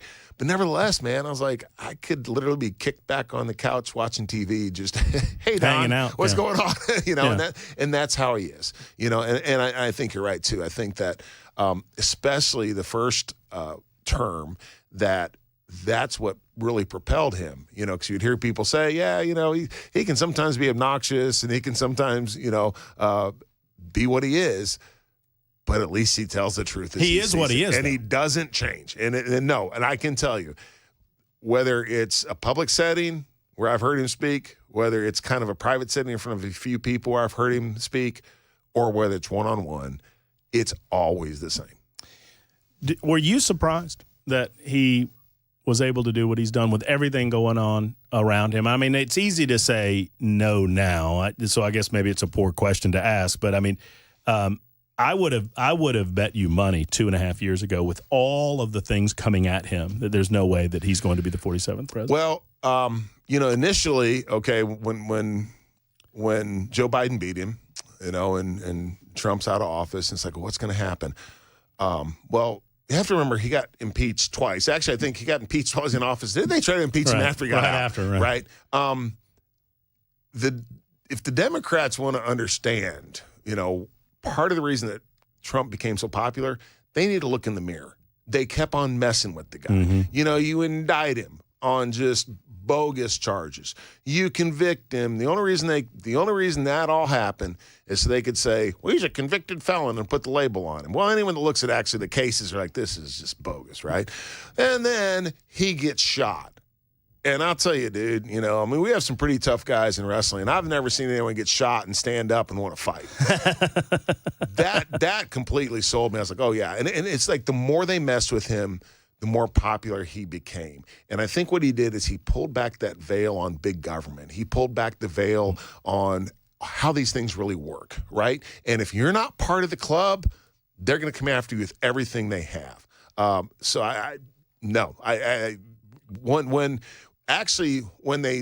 they did the raid at Mar-a-Lago and you saw his popularity bump, I was like, yeah, he's in, because I think so many people, even people that might have been skeptical initially, are like, good Lord, if they can mess with that dude like this, what can they do to me? I mean, he calls you up tonight, 6 days before Inauguration Day, and says, Glenn, what should I do first? What are his in your mind, are the priorities pretty obvious? Yeah. To me, the number one priority is getting DOGE underway and looking at all the spending and the waste, and you have to address that. I mean, we're looking at a fiscal cliff, $36 trillion in debt. That is a ginormous problem, okay? You wonder why prices of everything's going up. That's the reason. You keep on printing money, Congress keeps on spending money, it just drives prices up. That would be the first thing. Obviously, the illegal immigration stuff, stabilizing the world right now, too. Just you look at what's happening in the Middle East. None of that stuff happened. No, hold on, Glenn. I heard Joe Biden the other day. I don't think he remembers saying it, but he said the world's fine right now. No. That's what he told us. You look around, all things happening. No, it's not. And I think that Trump has that kind of diplomacy, and it is cowboy diplomacy. But you know what? It works, and the world is much safer when you have a strong president, who is willing, literally say, hey, you mess with us, this is what's going to happen. Well, guess what? They don't mess with you because they think this could really happen. I don't want to speak too soon. I don't want to, obviously a little guy in Nashville, Tennessee is not going to screw anything up, but it did not go without notice, right? That Donald Trump, he made the pronouncement that if y'all don't release our hostages, there's going to be hell to pay. And then he has his press conference last week, and he said, I've said it, and I'll say it again, there's going to be hell to pay. And the reporter said, well, what do you mean? What do you mean? What do you think I mean? What was it's pretty simple. And yesterday, the headline was that Hamas and Israel are closer to a ceasefire and closer to releasing the hostages than they have ever been. I don't think that those two things are happening in a vacuum. It's Trump was here for a fundraiser a while back. But anyway, I'll never forget this, man. And he told the audience, he's like, if I'd still been president, Vladimir Putin would have never invaded Ukraine. Because I told him, I was like, Vlad, if you invade Ukraine, I'm going to bomb Moscow. Now, but he's like, this is what he said, though. He kind of shrugged his shoulders like, would I have really done that? I don't know. But neither did he. That's exactly right. And that's the thing, and people think that, Trump says all this stuff and it's what he's really doing is he's sitting down in a negotiating position and getting as far out as he possibly can so that he can get more in the end. And that's just a perfect example. But just look at the track record. I mean, the guy actually brought peace to the Middle East with the Abraham Accords. Yep. Here's the guy that's supposed to start World War III bringing peace to the Middle East. And I hope we see a lot more of that in the second term. So the question then is out there, right? So we talked about state politics. We've talked about your local community in Knox County. I ask you this question every time. I mean, because anytime I bring up, and I'm just telling you the news, I'm just the messenger. Every time I bring up some public service role, your name comes up, whether it's governor, whatever it might be. And I know that you get these questions a lot, and I know that I ask every time you're on. And so I got to ask again. I mean, here we are in 2025. Obviously, we know that Governor Bill Lee is term limited, and he will not be running again. Is this something that people talk to you about? Is it something that you think about? Oh, I get talked about it all the time. The thing about elections, though, you have to understand is you do have to be somewhat strategic, and there's a lot of different variables at play. So at this point, it's actually still a little early, and that sounds weird. You know, you have to start getting your That's fair. Everything in a row. But you still don't know quite what things look like, and I know right now the political environment is shifting somewhat. You know, it's funny, Matt, because every time that I've had a plan for what I'm going to do in my life, I feel like I'm Mike Tyson, and I have this great plan. Punched in the mouth. I get punched. Life punches me in the mouth. You know, so I'm serious. I'm not sure what I'm going to do at this point. But thank you for saying that. Well, but at the same time, I don't expect that we're going to see you off of the stage of public service anytime soon. In other words, I feel like you've gotten your heart invested in this. You mentioned your grandkids right at the beginning of the conversation. I feel like you're invested in such a way that, you know, whether it's in Knox County or some other role in the state of Tennessee or beyond, you're all in on that. Oh, yeah, absolutely. I'm a product of the American dream. I didn't have a whole lot. Grew up on a farm in very rural Missouri, and I was able to travel the world and do all kinds of stuff and provide my family with a life that I would never thought possible. Been incredibly blessed. But the biggest blessing is that the fact that in America, you get those opportunities. And all too often, you know, we take that for granted. You know, in the American dream, it's still alive, but sometimes it feels like it's holding them by a thread. I owe so much. I've been such a beneficiary of the opportunities that the free market provides us, that this country allows you to pursue. It would just be a tragedy if we allow that to go by the wayside. I'm a big believer in what Reagan said. Freedom is never more than one generation away from extinction. And dadgummit, I'm not going to let it happen to my generation. Whereabouts in Missouri did you grow up? I grew up about half an hour outside of Hannibal, a little town called Bowling Green. Hannibal, the only thing I know about Hannibal, isn't that Mark Twain? Yeah, and that's it. And Hannibal itself is about 20,000 people. But the actual town, the closest town to me was Frankfort, which is about 300 people. I lived on a farm 5 miles outside of that. So when I say it was a very rural area, it's very rural. You know, Walmart's kind of how I gauge civilization. And to pipe in sunlight out there, right? Well, it's in the morning. It was about 40 miles to 40 minutes to the nearest Walmart and the nearest hospital. I mean, you know, and no one had any My grandpa money. used to say, we had to go toward town to get to the country. It's exactly right. Yeah. No one had any money where we lived, you know, but I just found something I was good at. Y'all didn't know, but see, I grew up, I didn't know we were poor when I grew up. Yeah, me, I had no same idea. way. I had no clue. And we weren't poor, but the reason I say that is because we did better than everyone else around us who was fairly poor. You know, there was a time where I could say that you're the tallest dwarf in the circus. I can't say that anymore, but that's kind of that's what's going on there, right? Right? Yeah. Well, Glenn, it's always a pleasure to have you. You know, our door's open anytime, and we can't wait to find out what the world holds next for you, man. We appreciate having you in Tennessee, and I love having you in Nashville. Man, I appreciate it, brother. Thank you. Thanks for everything you do. There's Knox County Mayor Glenn Jacobs, 20 minutes after the hour on Super Talk 99.7 WTN.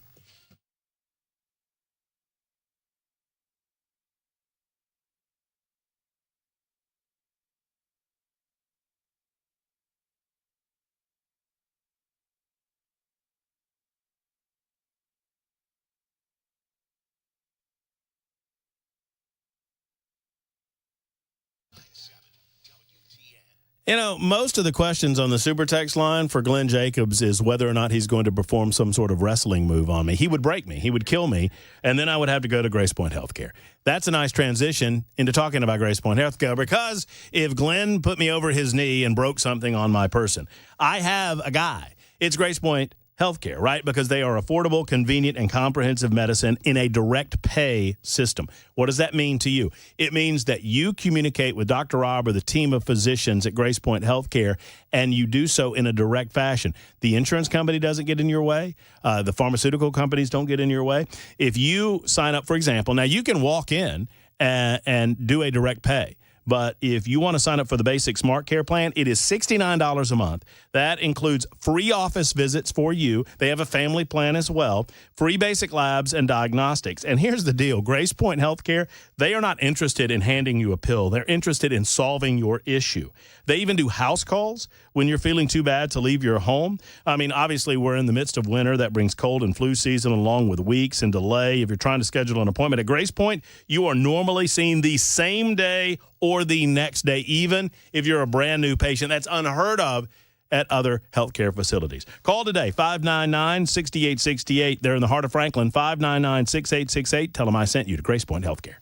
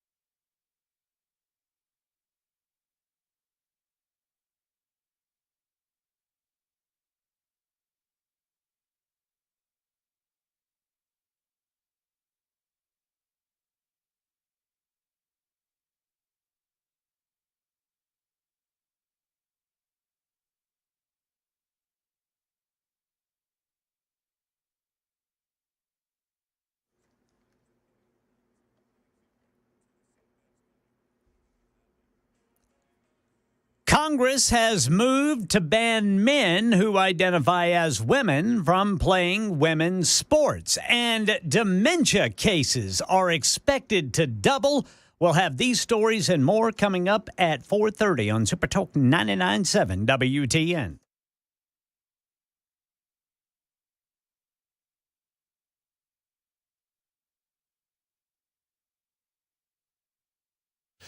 Super Talk 99.7 WTN, Matt Murphy, and the Matt Murphy Radio Show. Thanks again to Mayor Glenn Jacobs. I mean, to meet Glenn, if you've never met him, I mean, I hope you feel the same way as you listen on air. To meet Glenn, to listen to Glenn, is to like him. He is an affable guy. He is sneaky smart about the issues that are we're facing as an America and as a state of Tennessee, and he's just an all-around good guy. I don't know what the world holds next for him. He is not immune to understanding how politics works. And what I mean by that is a lot of you are saying we need Glenn as governor. We need Glenn as governor. He's not going to tell me anything before he's ready to announce, obviously. But I think he's going to watch how all of this shakes out and recognize, if he said it.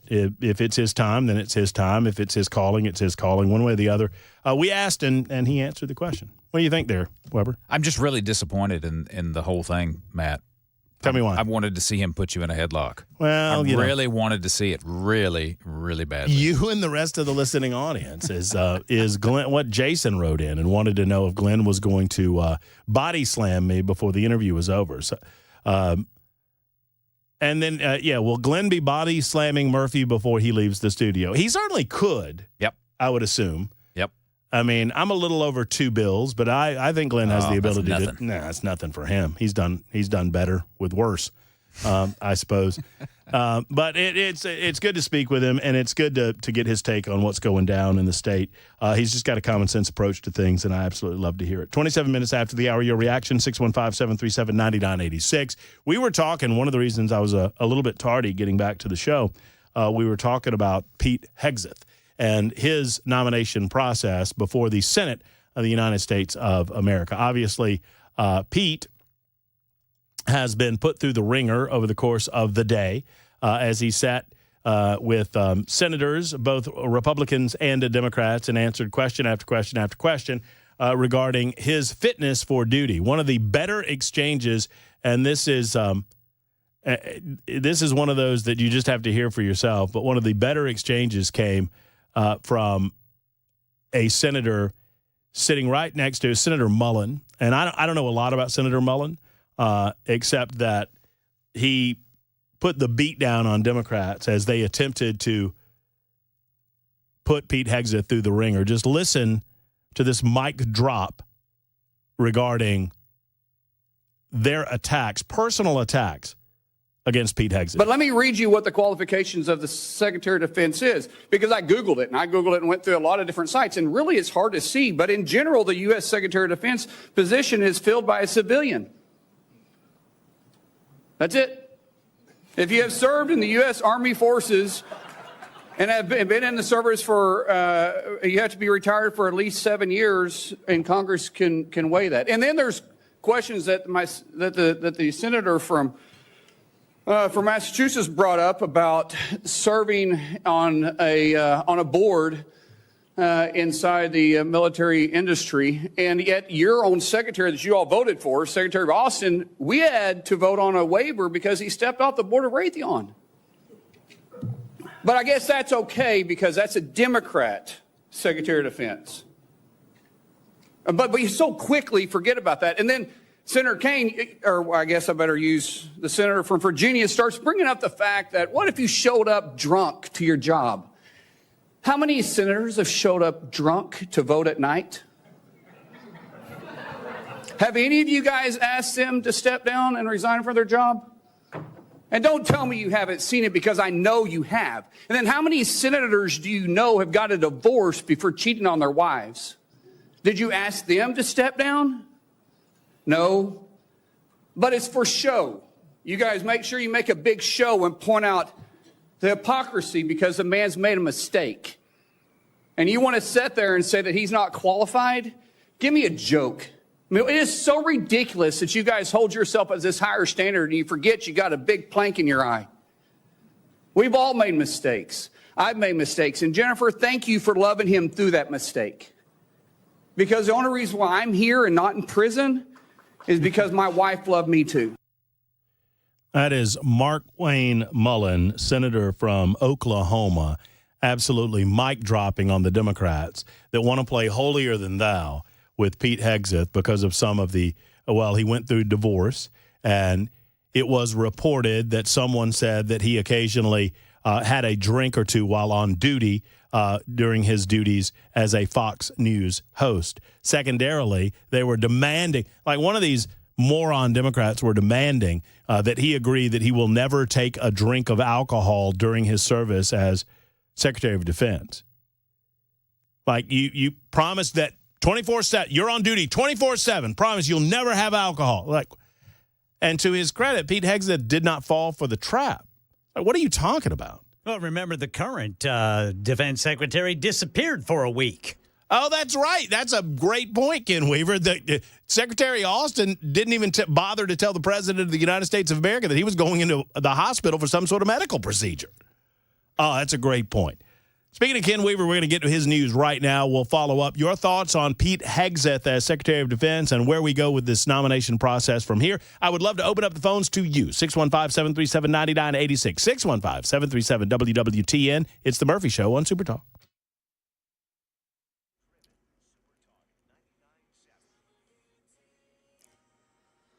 I'm Ken Weaver with your top stories. Got the full forecast and traffic in 5 minutes. And right now in our nation's capital, the House has passed the Protection of Women and Girls in Sports Act, which bans men who identify as women from playing women's sports that get federal funding. On this vote, the yeas are 218, the nays are 206. One voted present. The bill is passed. Without objection, motion reconsider is laid upon the table. Now, 2 Democrats joined Republicans in supporting the bill. A third Democrat, North Carolina's Don Davis, voting present. Pete Hegseth appearing on Capitol Hill for a Senate confirmation hearing to be President-elect Trump's next defense secretary. Here's ABC's Olivia Rubin. Hegseth facing a grilling at times, particularly from those female Democrat senators on the panel, about his past comments about women in combat roles. New Hampshire Senator Jeanne Shaheen. What do you have to say to the almost 400,000 women who are serving today about your position on whether they should be capable to rise through the highest ranks of our military? Hegseth saying he supports women in combat roles and that it was an issue of standards. President Biden has lifted Cuba's state sponsor of terrorism designation in an effort by the Catholic Church to secure the release of prisoners in Cuba. The White House did not clearly explain why the president was going along with that. New research finds dementia cases expected to double in the U.S. by the year 2060, climbing to about 1 million new patients a year. The large community study finding people over age 55 have up to a 4 out of 10 chance of developing the disease. We get more from ABC News medical correspondent Dr. Darian Sutton. Certain factors increase our risk that we know about. For example, the genetic marker APOE. This is a known risk factor for Alzheimer's disease, and disparities continue. African Americans have higher rates of the risk of dementia in their lifetime compared to white Americans. That is the latest news. Traffic and weather next. I'm Ken Weaver, WTN News.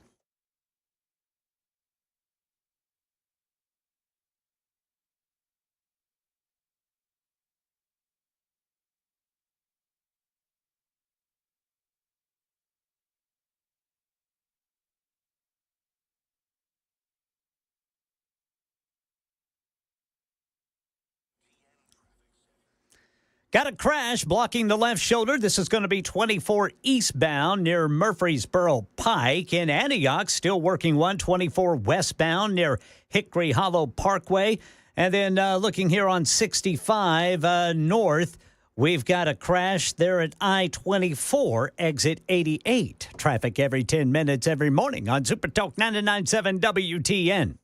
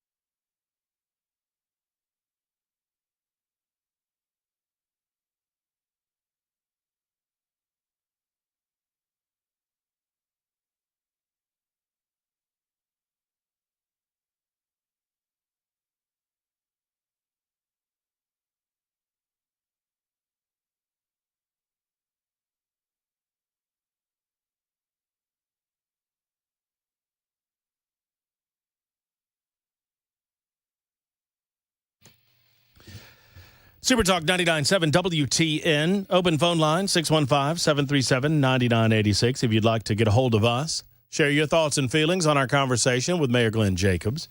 What the future might hold for the mayor. Would he make a good governor in your mind? Who would you like to see as the next governor of the state of Tennessee? 2026 will be here before you know it, believe it or not. We'll continue breaking down the personal attacks against Pete Hegseth, one that we can call our own. I asked Pete the question directly. There have been many different suggestions about where exactly he lives, but he says he lives in Goodlettsville. That's what he told me. That's what I understood, too, yeah. Yeah, that's what he told me when we got together in Murfreesboro. I was just telling Glenn as he was leaving that, it's one thing, you meet somebody like Pete, and I know, Brian had him on weekly, right? Weekly, yeah. On every week, and Brian maybe had no idea that he was talking to the potential future Secretary of Defense for the United States of America, but maybe he had more of an inkling than we did. But I had a great conversation with Pete on air and off air with Fox Nation. He interviewed me after, was that the vice presidential debate?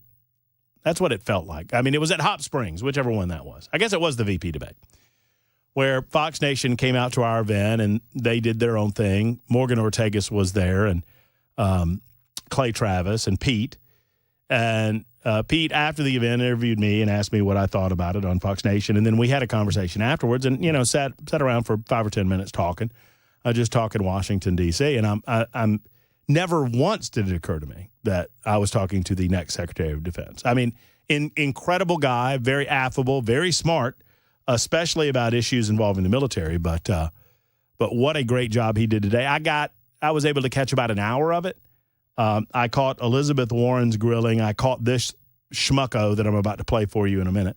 And I would just be curious your thoughts on all of this. Plus, your thoughts on, Knox, the Knox News, which I believe is an offshoot of USA Today. I think they're owned by Gannett, same organization. But Knox News ran a piece that came out today at about 2:46.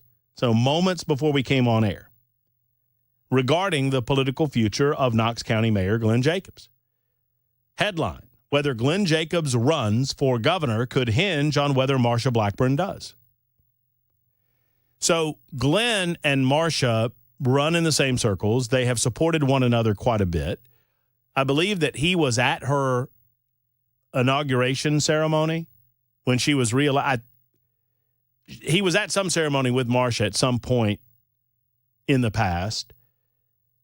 And I just would not expect, it remains to be seen, Marsha Blackburn, it is rumored, is considering running for governor of the state of Tennessee. Now, I'm not offering an opinion about whether that's a good thing or a bad thing. I'm just telling you what I hear.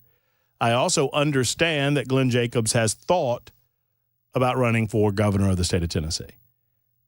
I do not believe that they would run against one another in a primary. Now, there might be other primary competition. It's my understanding John Rose is all in on a run for governor. I'm not telling you this is a good thing. I'm not telling you this is a bad thing. I'm telling you Murphy's assessment of the situation, that it would shock me to my very bones if Marsha decided to run if Glenn ran as well. That would surprise me. Secondarily, then that begs the question, if Marsha Blackburn were to run for governor, and let's say she dispatched of primary competition, some of you have asked me the question on the super text line, what does that mean for her Senate seat? She just won re-election to Senate in November of last year.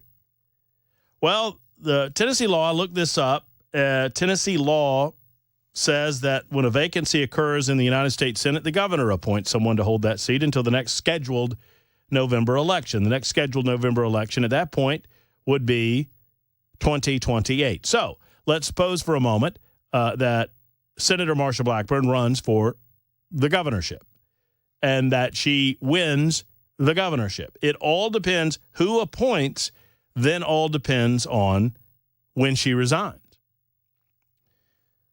So the Senate appointee, or rather, pardon me, the governor's office would be held by Governor Bill Lee until such time as Marsha Blackburn were to take, in this scenario, the oath of office. Or according to Tennessee Secretary of State Trey Hargett,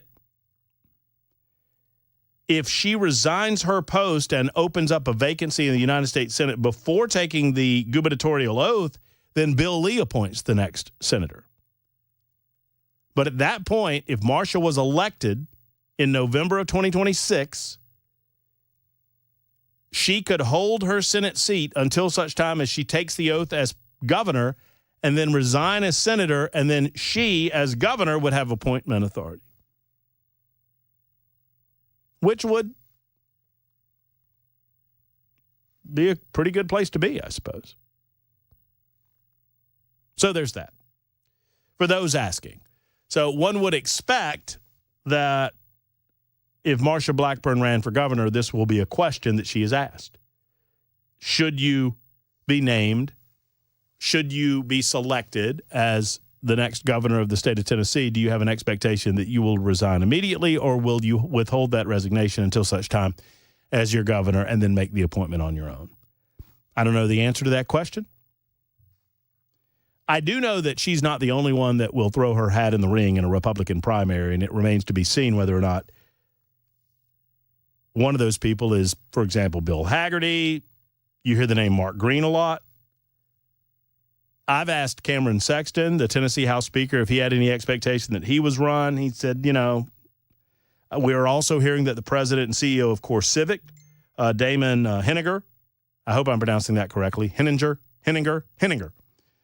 is considering a run. So we'll all find out together, I suppose. Speaking of governors, Governor Bill Lee tomorrow, expected at around 4:15 in studio with us on the Matt Murphy Show on Super Talk 99.7 WTN. 615-737-9986 on any of this. Here's Tim Kaine making a fool of himself as senators continued to grill Pete Hegseth, the nominee for Secretary of Defense. I don't know if the Democrats decided to act in concert with one another. I don't know if they scheduled or planned who would be I almost said a bad word, who would be the jerks and who would play a little nicer. But maybe Tim Kaine drew the short straw, because this is what he decided to use his time on. Still married to your second wife, correct? I believe so. And you had just fathered a child by a woman who would later become your third wife, correct? Senator, I was falsely charged, fully investigated, and completely cleared. So you think you were completely cleared because you committed no crime? That's your definition of cleared? You had just fathered. Did you hear what this dude just said? This scumbag, this absolute scumbag, sitting in judgment of Pete Hegseth, Senator from Virginia, Tim Kaine. You think you're completely clear just because you were charged with no crime? Yeah, pal. It's kind of exactly what that means, right? That's precisely what that means in terms of the law. This is the guy, this Tim Kaine fella. He wants the court of public opinion to destroy reputations, despite the fact there being no evidence. He just wants, the late, great Rush Limbaugh had a fabulous saying that Democrats never care about the veracity of the charge. All they care about is the seriousness of the charge. They never care about the veracity of any crime that they claim that others have committed. All they care about is the serious nature of the charges against you. Don't you understand that these are very serious charges? Don't you understand that very many people are worried about these charges because we keep talking about them? Don't you understand that people are asking these questions about you and your personal life and whether you fathered a child with this person or that person or had drinks with this person or that person? These are very serious. Sir, I've been accused of nothing. I've been fully investigated, and these things have been fully cleared. How dare you? What an absolute tool. Oh, and it gets even married better. to your second wife, correct? I believe so. And you had just fathered a child by a woman who would later become your third wife, correct? Senator, I was falsely charged, fully investigated, and completely cleared. So you think you are completely cleared because you committed no crime? That's your definition of cleared? So you think you were completely cleared because you committed no crime?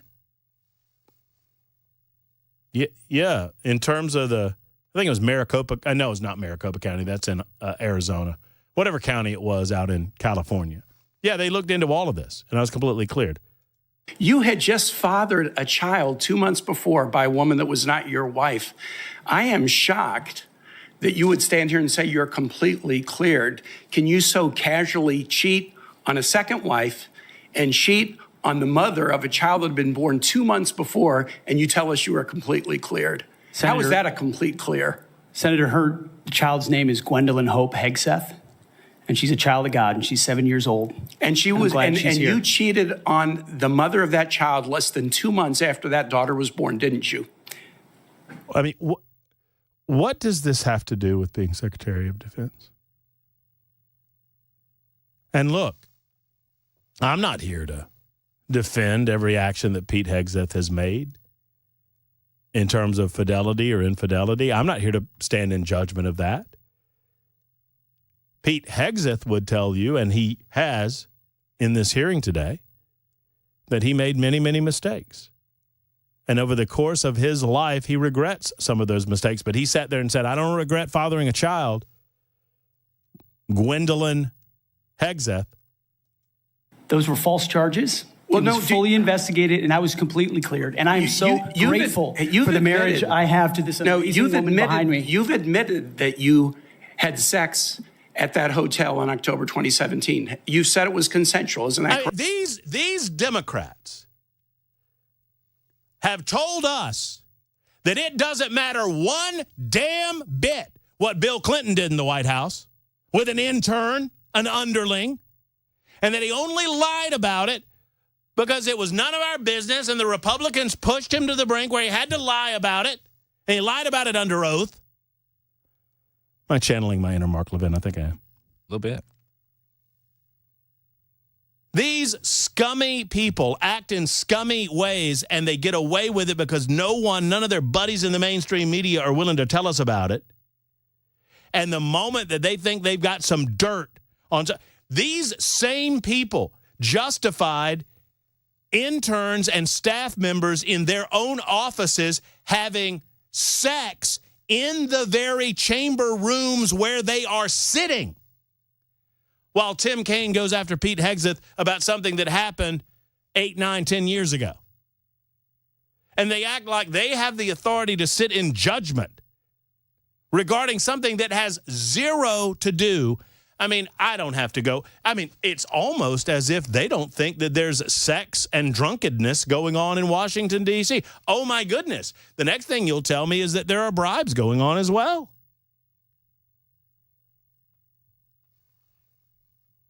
This man has no shame, and some would suggest no soul. Correct?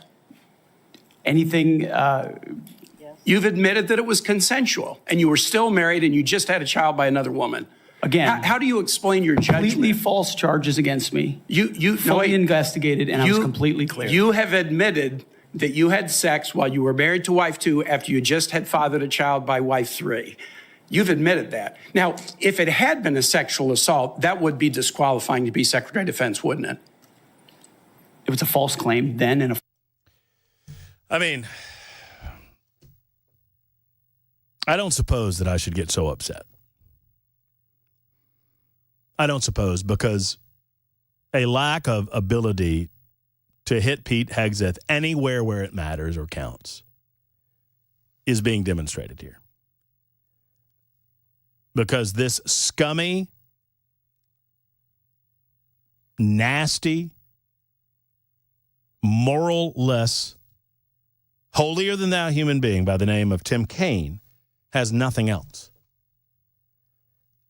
And no matter what you think about Pete Hegseth's private life, when all of this is said and done, we'll be calling him Secretary Hegseth, in my opinion.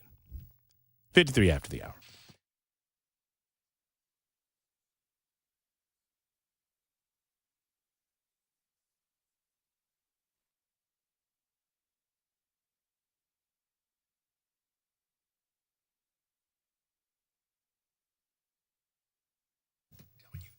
Hello, friends. It's Matt Murphy for U.S. Pest. My buddies at U.S. Pest want to talk with you. You know, it's cold outside. When it's cold outside, the bugs that are outside want to come inside. And when they come inside, they come in your home. And they want to eat your food, and they want to hang out. And they'll probably change the channel on your television if they have the ability. I mean, they'll do anything and everything that you let them until you stop them. How do you stop them, you ask? Well, I'm here to tell you. J.K. and Erica Brister and U.S. Pest. They not only bring you this fabulous radio show, every single hour of it, they bring you relief from the pests and the bugs and the spiders and all of the rest of it, the roaches, of course, and yes, the rodents that come in this time of year.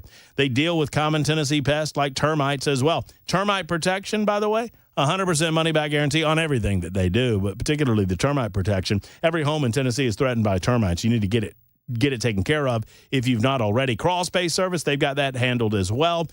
They do it all at U.S. Pest. When it comes to bugs and pests, there's only one that I would recommend, and it's the gang at U.S. Pest. Go to uspest.com. That's uspest.com. Tell them I sent you. You can also call 590-1260. That's 590-1260 for our friends at U.S. Pest.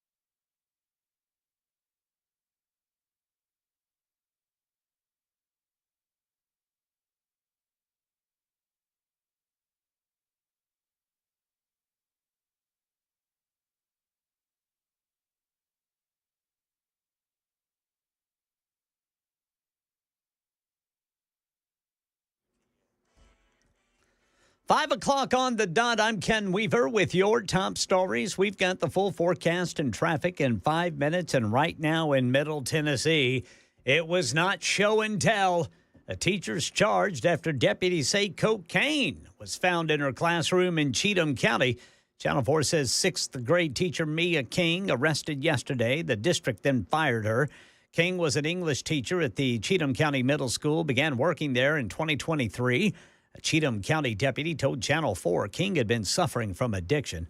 The school district said her personnel file listed no prior issues. Tennessee's age verification law for certain websites is now in effect. It was supposed to take effect January 1st, but a judge agreed with plaintiffs in a freedom of speech lawsuit and blocked it. But Attorney General Jonathan Skrmetti appealed and won. And now anyone younger than 18 years old will need parental verification in Tennessee to visit certain websites. Efforts underway to find those who disappeared during the large and deadly wildfire in Los Angeles County. Alex Stone updates. The number of missing in the two big wildfires has now risen to 35. LAPD Chief Jim McDonnell says 2 more people are missing, but they believe they have found their bodies. We're still actively investigating all reports of missing persons and have dedicated resources to these efforts. The medical examiner here in LA County reports 24 people are confirmed dead from the wildfires. President Biden on today, lifting Cuba's state sponsor of terrorism designation in an effort by the Catholic Church to secure the release of prisoners in Cuba. Then the White House not clearly explaining why the president went along with that less than a week in office, in office. Today in our nation's capital, the House passed a bill banning men who identify as women from playing women's sports that use federal funding. On this vote, the yeas are 218, the nays are 206. 1 voted present. The bill is passed. That objection, motion reconsider is laid upon the table. Yeah, 2 Democrats joined Republicans. 1 Democrat, North Carolina's Don Davis, voting present. New research finds dementia cases expected to double in the U.S. by the year 2060. Climbing to about 1 million new patients a year. The large community study finding people over age 55 have up to a 4 out of 10 chance of developing the disease, but there are ways to stave it off if you know what to look for, according to ABC News medical correspondent Dr. Darian Sutton. Forgetting your keys is normal, and that's expected. But if your memory issues are interfering with your daily life, if you're forgetting where you are in familiar places, if you're forgetting important names or people, or you're not understanding something unless it's immediately happening, these can be signs of serious memory issues for which you should get evaluated, because early intervention can help to slow cognitive decline and improve quality of life, which is why it's so important to get checked. That is the latest news, traffic, and weather next. I'm Ken Weaver, WTN News.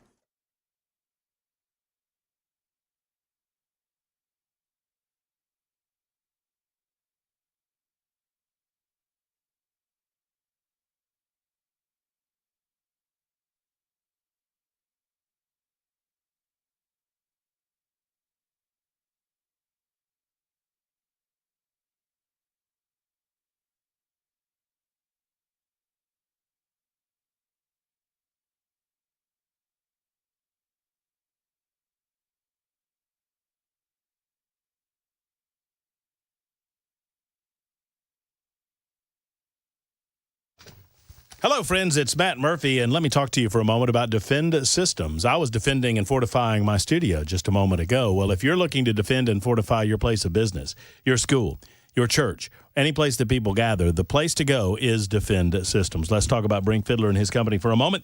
Defend Systems is a life safety and security consultation firm. They're based right here in Middle Tennessee. They've got Middle Tennessee values, and they understand what they are doing. I've talked to Brink plenty about active shooter situations and it seems that there's an uptick in these types of situations, whether it's active shooter response or workplace violence. If you need security improvement consultation, if you're looking for emergency and intruder action plans, rapid response medical training, anything customized for your facility, they've got it at Defend Systems, and they can help you figure it out. Defend Systems. Give Brink and his team a call today. You'll be happy you did. At 615-236-6484, 236-6484, or online at defendsystems.com. Hope is not a plan, friends. It's time to get trained. And where you go to get trained is Defend Systems.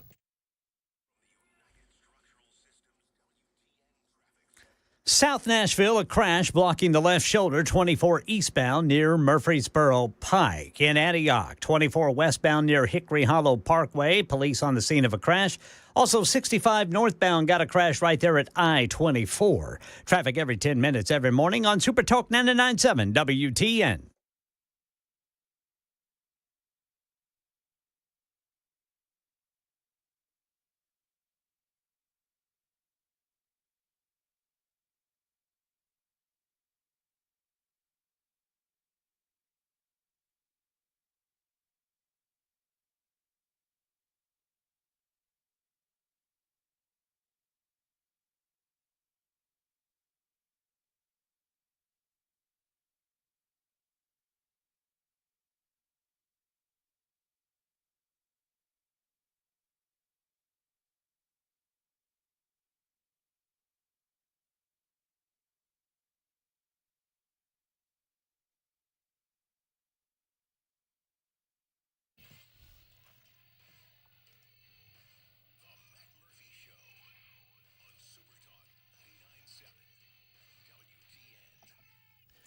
All right, here we go. 5 o'clock hour right now. Hope all of you are doing well. Maybe you're just getting in your automobiles, heading home. Thank you for tuning in to Super Talk 99.7 WTN.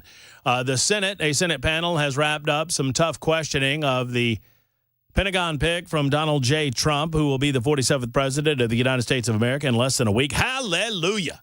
Pete Hegseth answering said questions in front of an assembled Senate panel today. We'll share some of that with you coming up in just moments on Super Talk 99.7 WTN. Traffic woes continue across the region, the metro region, as you might expect, and we'll update you on that. Ken Weaver's got news. Chris Weber's handling the proceedings, making sure that everything that comes out of our speakers, with the exception of that little ding, because I forgot to put my phone on silent, is his forte and foray, and he does a great job at it. 615-737-9986. If the phones are working, you ought to be calling. I have no idea on my end because it looks like I'm my phone system in my studio.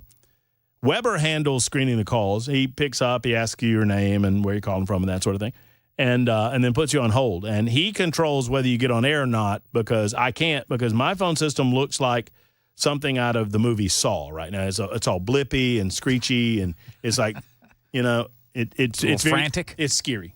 It's scary in this room. Yeah. But I think we'll be okay.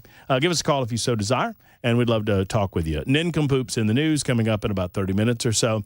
And right now we're talking about the nincompoops in Washington, D.C. So the Republicans have 53 senators. So long as the Republicans hold together, all of this on Capitol Hill today was nothing more than, a dog and pony show. But it got nasty, as can be. Some of the nastiness came from Tim Kaine. This is a guy, it occurs to me, Senator Tim Kaine from Virginia. He's a career politician. These career bureaucratic politicians, boy, they're holier than thou, man. And they've got a lot of things to say about those of you who had the audacity to serve in the United States military, as obviously Pete Hegseth served, or those of you that worked in the private sector. Pete Hegseth has done some of that as well. But you know what? Tim Kaine wasn't worried about any of that. He was worried about Pete Hegseth's sex life. I have to remind myself before I get worked up again, and I got kind of worked up before the top of the hour newscast, and I apologize for yelling at all of you. I wasn't yelling at you. I was yelling near you. The Democrats have nothing else. These ad hominem attacks, these personal assaults on the character of Pete Hegseth is an indicator that they know that they can do nothing about the storm that is coming. Here's what I would tell you. Pete Hegseth, like his president of the United States of America, like our soon-to-be president of the United States of America, he is not a perfect person. And I assume that he would be the first to tell you that he has failed on many different fronts, particularly on personal fronts. But he is the right man for the job to right the course in our Defense Department. So many of the women, like, what's her name, Senator Tammy Duckworth who's on the Armed Services Committee. She tells him, oh, you're not qualified. What do you mean you're not qualified? What qualifications would you suggest that they are, ma'am? What qualifications does the Constitution of the United States lay out as to who is going to be the Secretary of Defense? We determined what qualifications were necessary for that role on November 5th, ma'am. When and also you're defending Lloyd Austin, who worked for companies that he ought not work for. They had to give him a special waiver. You're defending a guy that pranced around the world in a mask and a shield and all of these various things. I mean, this is the guy you defend when you have a war veteran, a man who served, a man who has dedicated his life to service of our veterans, to service of those in active duty, to service those who protect and defend us. You have the audacity to tell, and I know you're a war veteran, Tammy Duckworth. I don't care about that right now, and you don't seem to care. We're supposed to give deference to Tammy Duckworth and everything she does because she served and was injured in combat. But we don't expect any of that in return? The days of these double standards are over, man. They are over. Where we're supposed to give all deference and allow Tammy Duckworth to say anything she wants about anybody that she wants, and we don't expect some of this in return, or at very least a modicum of support and respect and an understanding of what the duties of the job entail? But I have to remind myself that it is all that they have. These personal attacks, they have nothing else. Can you imagine losing on the level? Look, I understand how most of us felt after November 2020. We were disillusioned. We didn't understand what had happened and how it had happened. We felt in our bones that something went wrong, something very dark went wrong. And it was all but confirmed on November 5th when I saw mysteriously the Democrats, they watched 9 million votes disappear. 9 million votes, despite the fact that they told us repeatedly over the last the previous 6 months leading up to the election cycle that Donald Trump was literally Adolf Hitler.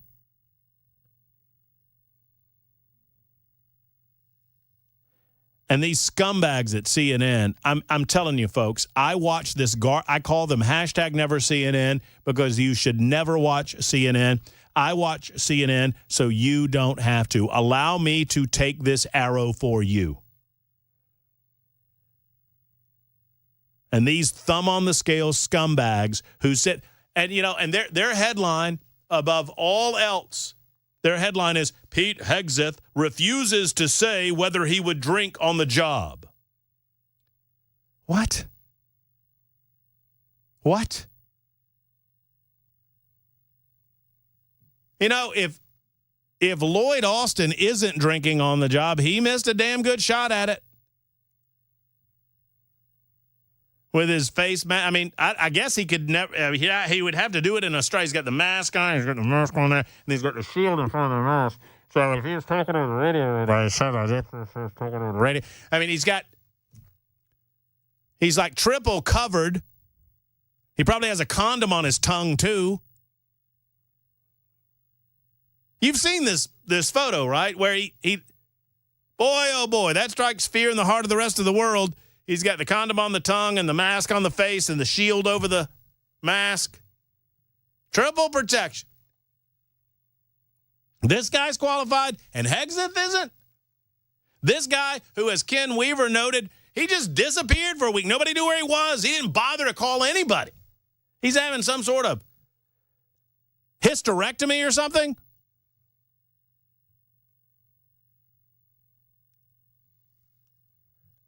In the meantime, they're demanding to know. I mean, this guy's absent for a week, and they want to know from Pete Hegseth if he's ever going to drink.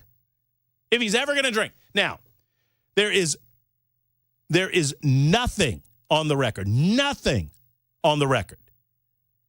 that would ever suggest that Pete Hegseth is an alcoholic or that he has an issue with alcohol.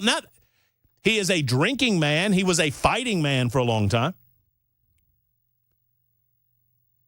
Yet they're demanding to know whether he will. And I forget which senator it was. It might have been Duckworth. I don't know. Will you ever? You're on the job 24/7. Will you ever drink on the job? What? So they're telling him that a qualification to be Secretary of Defense is that you never take a drink of alcohol. Not at a dinner party. Nowhere. Bob has checked in and says, you're being an ass. Your point is well taken, but you're being a butthole again. Well, what should I be, Bob? I mean, it's a sincere question. What should I be? Should we play nice with these people? They're trying to destroy a man's character. They're trying to destroy a man for no other reason than just to do it. And I'm supposed to be nice? You tell me, Bob.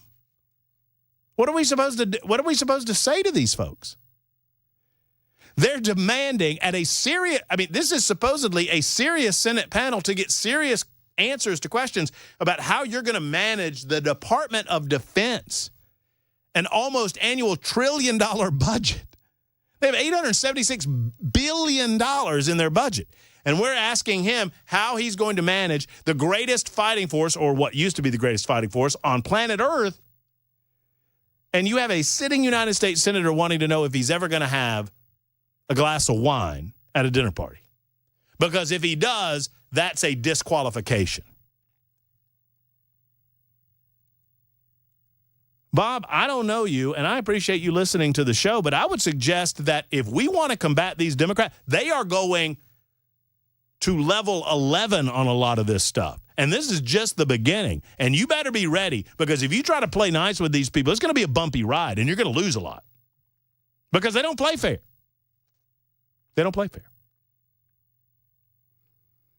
But that's all right, Bob. In deference to you, I'll be not. We should be nice. Yes, you should agree. I'm never going to drink on the job. Promise.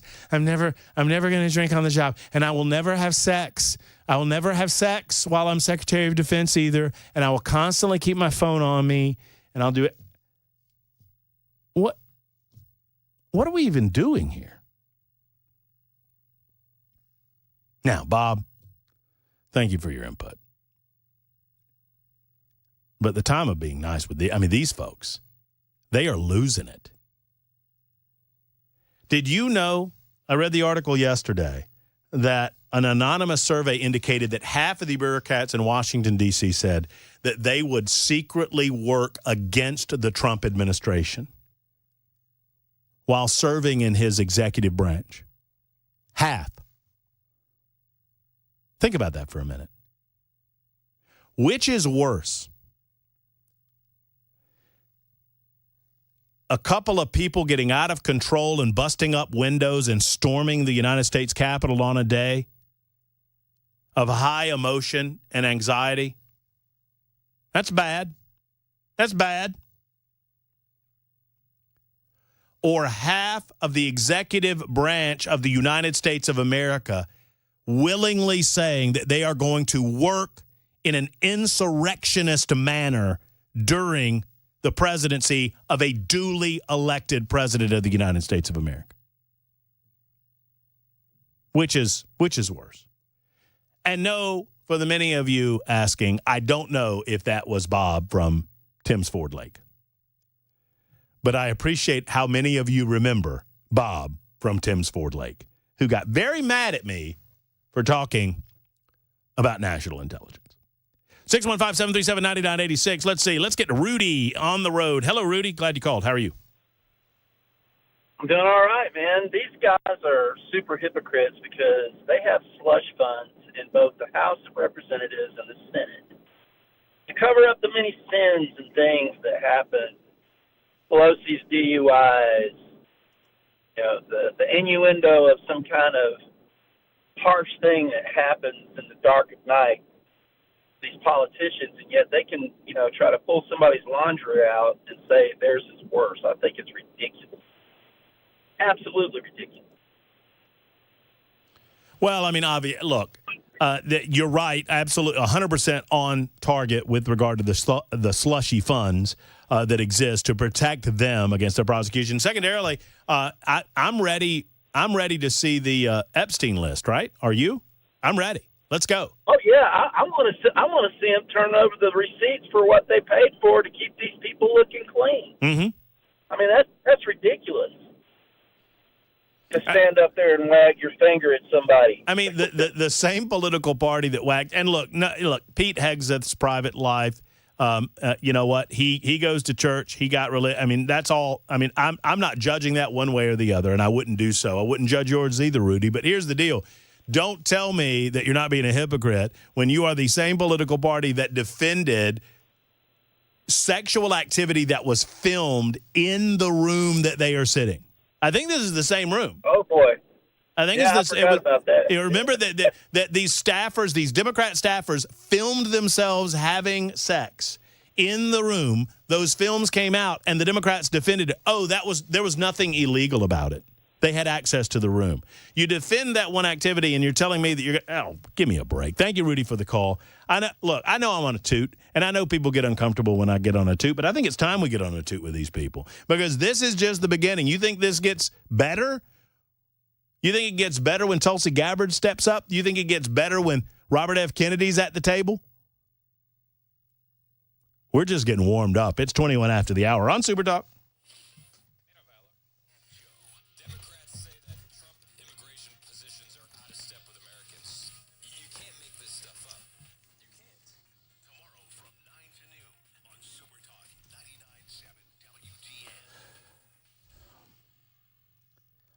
One of my favorite organizations to talk about, Men of Valor. We had Glenn Jacobs in earlier today, and Glenn is a big supporter over in Knoxville of the Men of Valor campus over there and the organization on the whole. You know, Men of Valor is in every prison system in the state of Tennessee. They're in a lot of jails in the state of Tennessee. What are they trying to do there?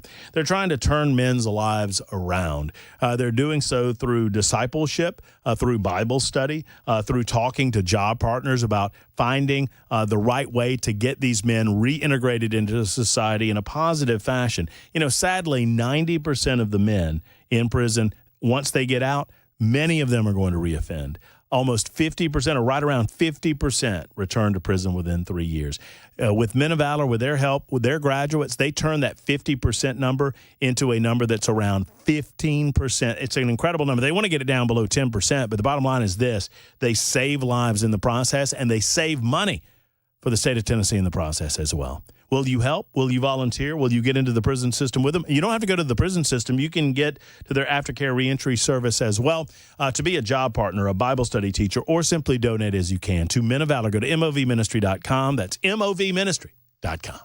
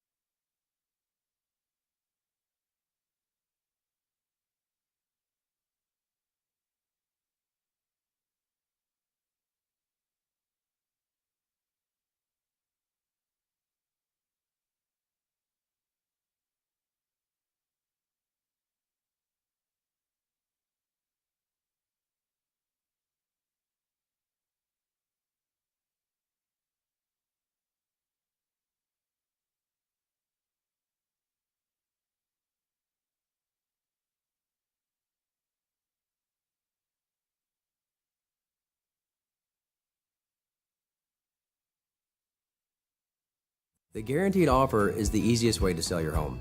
It's really simple. We bring you an all-cash offer. You close in as little as 21 days.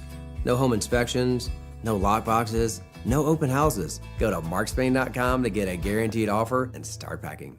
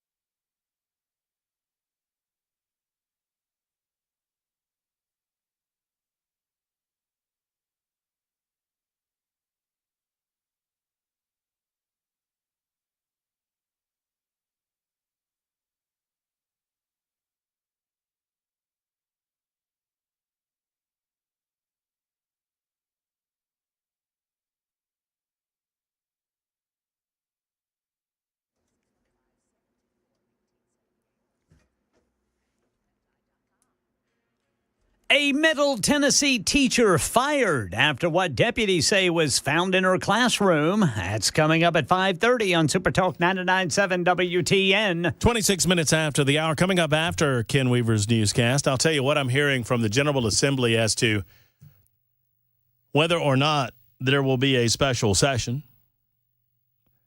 So you want to count the votes. You want to make sure that you're not wasting everyone's time. You want to see where everyone is on these bills, or at least this piece of legislation that's up for consideration or would be up for consideration, and that would be the Education Freedom Scholarship or the Education Freedom Act or whatever they're calling it today.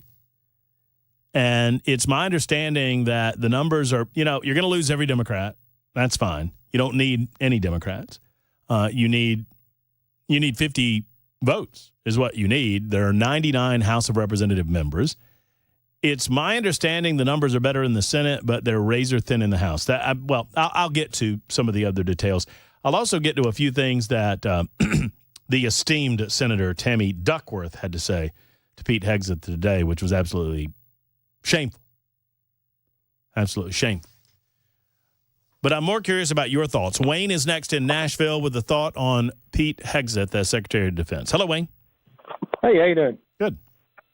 Well, my thought is they've been drilling him really hard on the military when it comes to readiness, and they're talking about women in combat roles, and of course they go to the LGBTQ folks and the transgender thing, and they talk about, well, if that person's able to be a good sniper or be able to do their job, then they're fine, right? And I don't have a problem with that if you can perform your duties. The problem is that studies have shown that people of those persuasions, not females, but those other persuasions, have a tendency to have more emotional problems, psychological problems, and they also have more physical problems. Are you talking about transgender? Well, I'm confused. You talking about transgender people? Yeah. Okay. All right. Yeah. Sorry. So when you're talking about the military, you got to have readiness, and your strength. Your unit strength depends on how many people are deployable.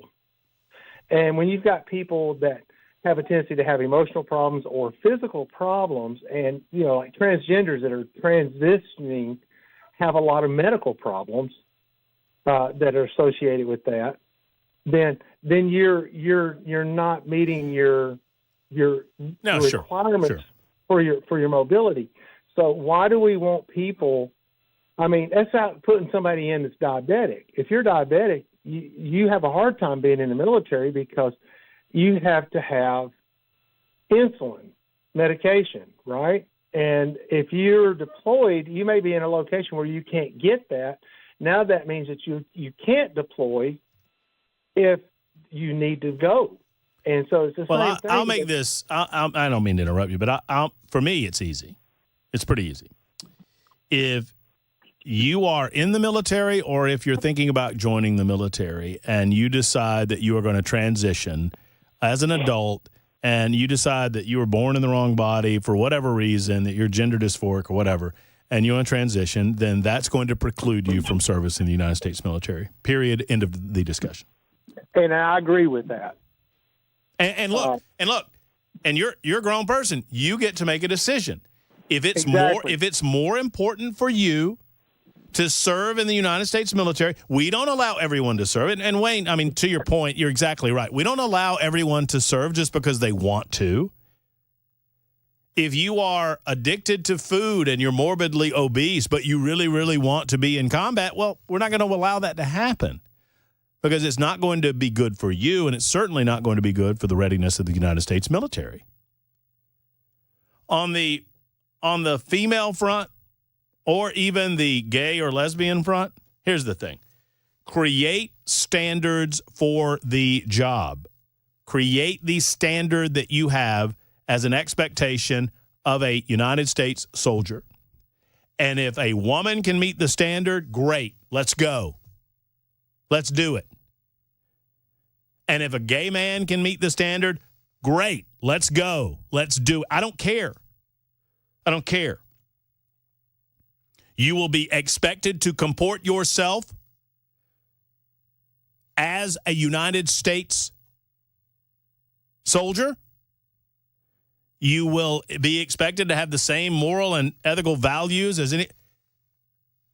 But the standard should not change. And that's exactly what Pete Hegseth was saying earlier today. My standard is to get out by 5:30 to do the news. And I am constantly busting up that standard. And I apologize sincerely to all of you that are waiting to hear the voice of Ken Weaver. We'll hear it right now on Superdog.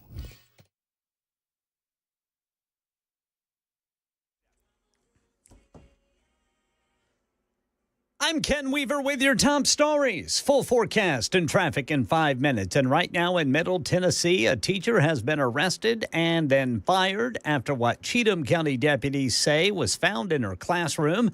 Deputies say 6th grade teacher Mia King had cocaine and was arrested yesterday. Then the district fired her. King was an English teacher at Cheatham County Middle School, started working there in 2023. A Cheatham County deputy telling Channel 4 King had been suffering from addiction.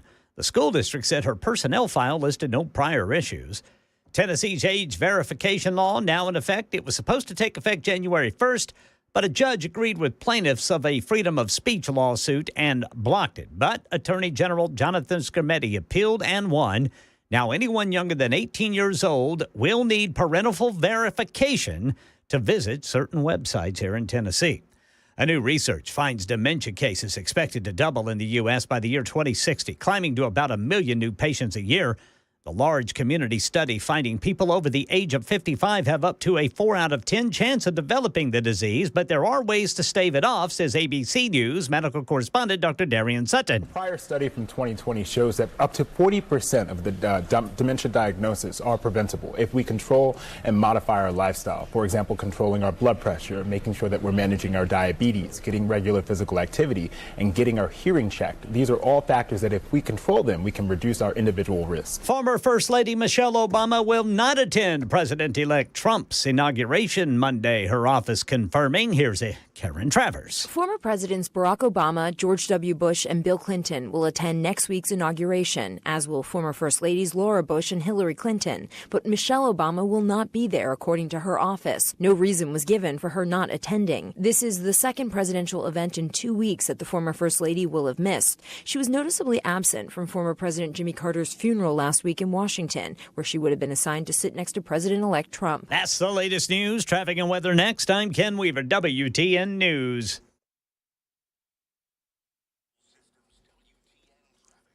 South Nashville, a crash blocking the left shoulder, 24 eastbound near Murfreesboro Pike. In Antioch, injury crash, 24 eastbound at Harding Place. Also 24 westbound near Hickory Hollow Parkway. Police still reporting a crash, 65 northbound approaching 24 north. That's the latest traffic. We have it every 10 minutes every morning on Super Talk 99.7 WTN.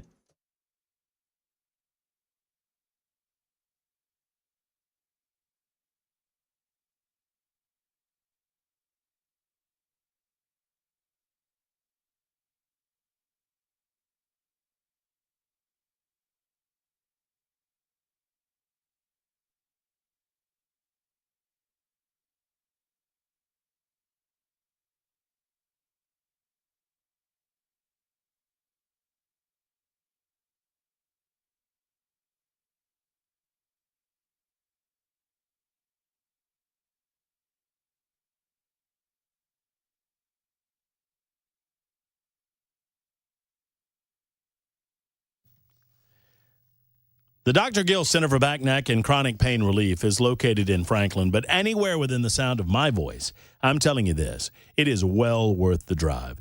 Wherever you might be, take yourself to Franklin after you make that appointment that so many others have made. If you're feeling debilitating pain from 2024 into 2025, it's time to put a stop to it. It's time to get a handle on this. Whether it's back pain, neck pain, knee pain, hip pain, elbow pain, all can be treated with no needles, no surgery, and no downtime. That's what it's all about at the Dr. Gill Center. They use spinal decompression technology, red light therapy, their Class 5 laser system, all to pinpoint pain in your body, to accelerate healing, and to eliminate that pain. And I'm telling you it works. Why? Well, I'm a spokesperson, but I'm also a patient of the Dr. Gill Center. Call them today at 615-882-4838. 882-4838. The Dr. Gill Center for Back, Neck, and Chronic Pain Relief is located in Franklin. Online at callmepainfree.com. That's callmepainfree.com.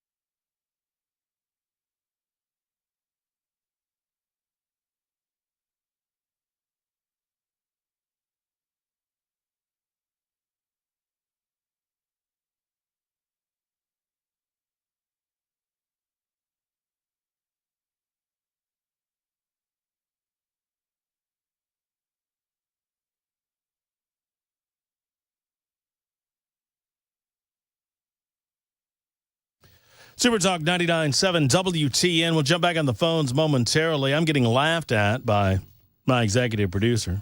I saw you. Well, I didn't try to hide it. That's true. And neither did you. I had to fix my hair.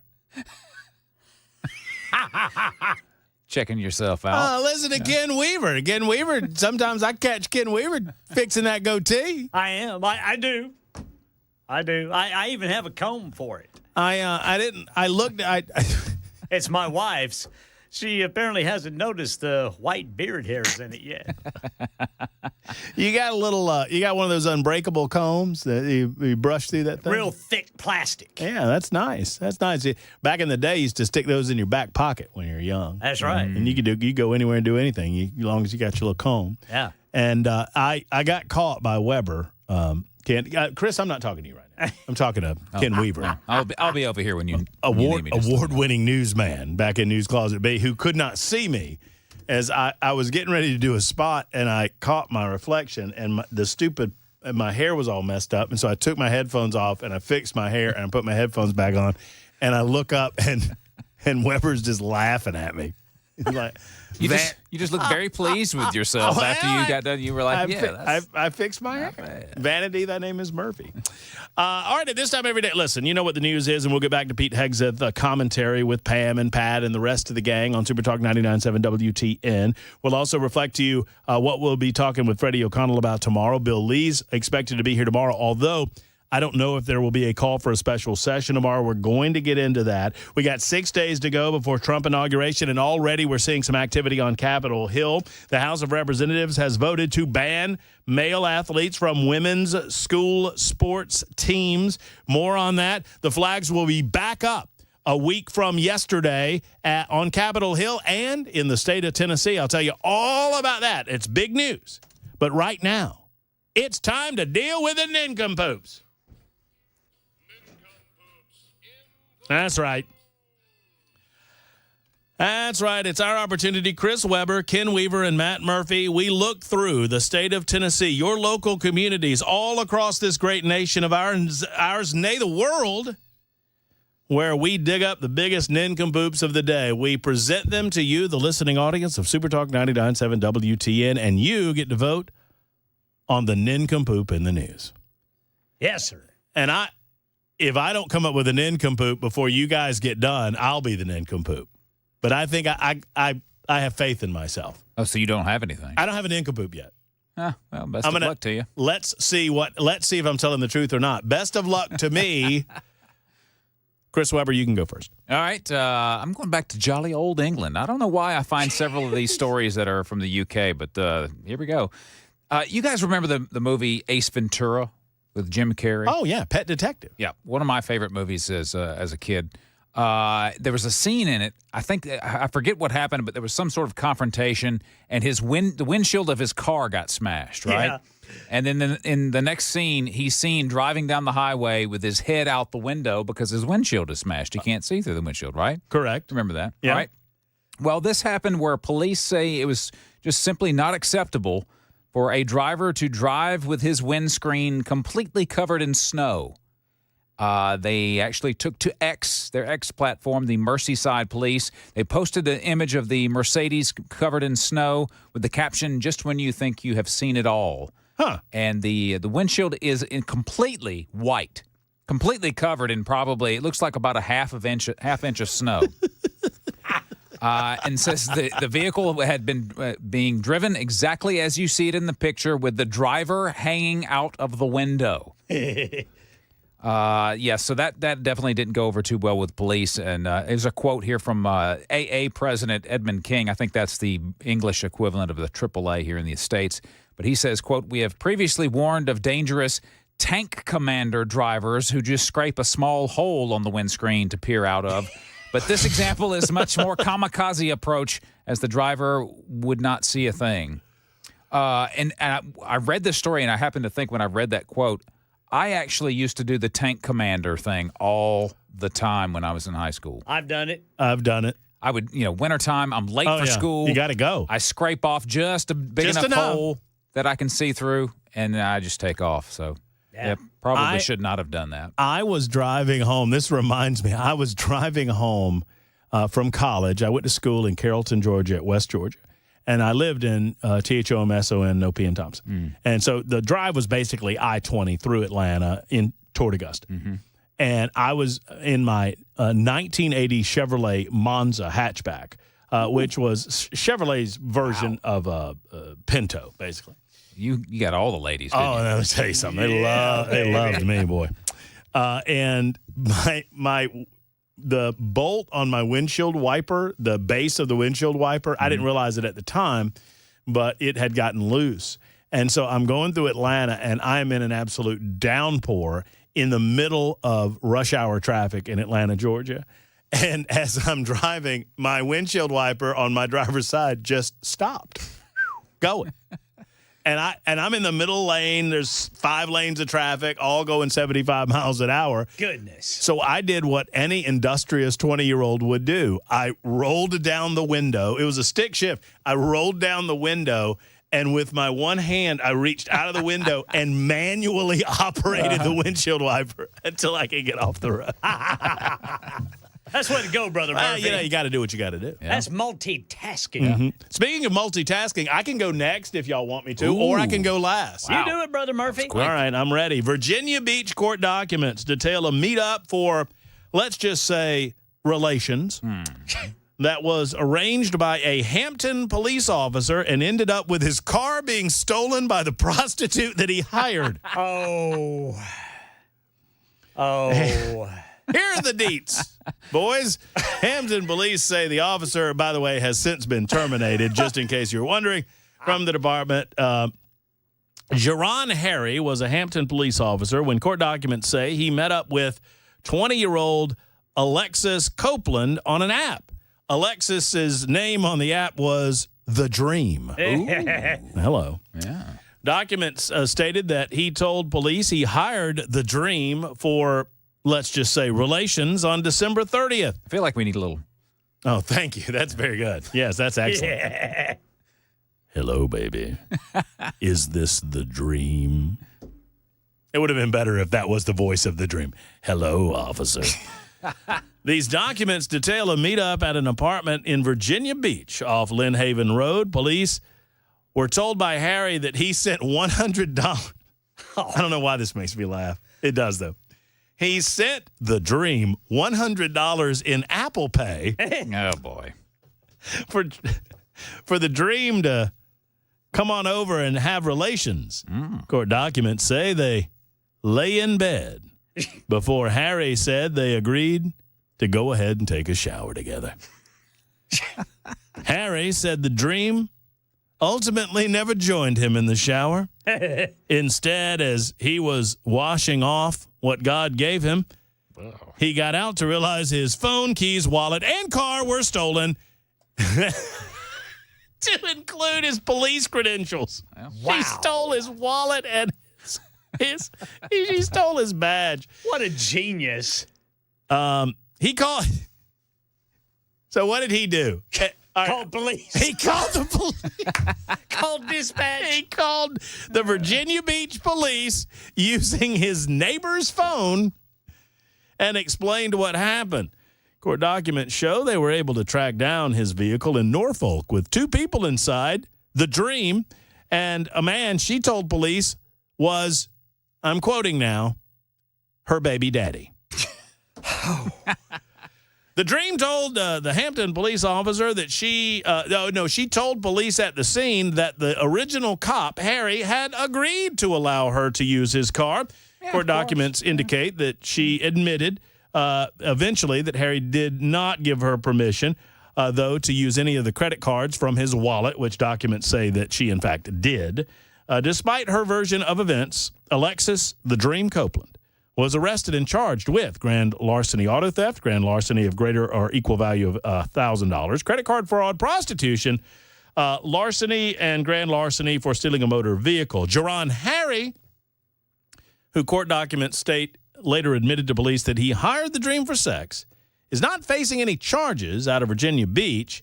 His employment, however, with the Hampton Police Division has in fact been terminated. That's a shame. That's So So he got all this for $100. I got to see a picture of this gal, man. Well, she does not live up to her billing. Alexis Dream Copeland. She is, she's a nice enough looking lady, I suppose. She does have bright red hair. Yeah. For what it's worth. I don't know if that's a wig or not, but. Well, beauty is in the eye of the beholder, you know. Well, he be beholden a termination slip. Yeah. Mr. Ken Weaver, your nincompoop, sir. I've been doing this story all afternoon, and I can't figure out if it's the federal agency or the meat maker that is the nincompoop. I'll let you boys decide. USDA documented insects and slime at Boar's Head plants. Oh. Government inspectors documented unsanitary conditions at several Boar's Head deli meat plants, not just the factory that was shut down last year after a deadly outbreak of listeria poisoning. Product residue, condensation, structural problems in the buildings were key factors, according to the agency.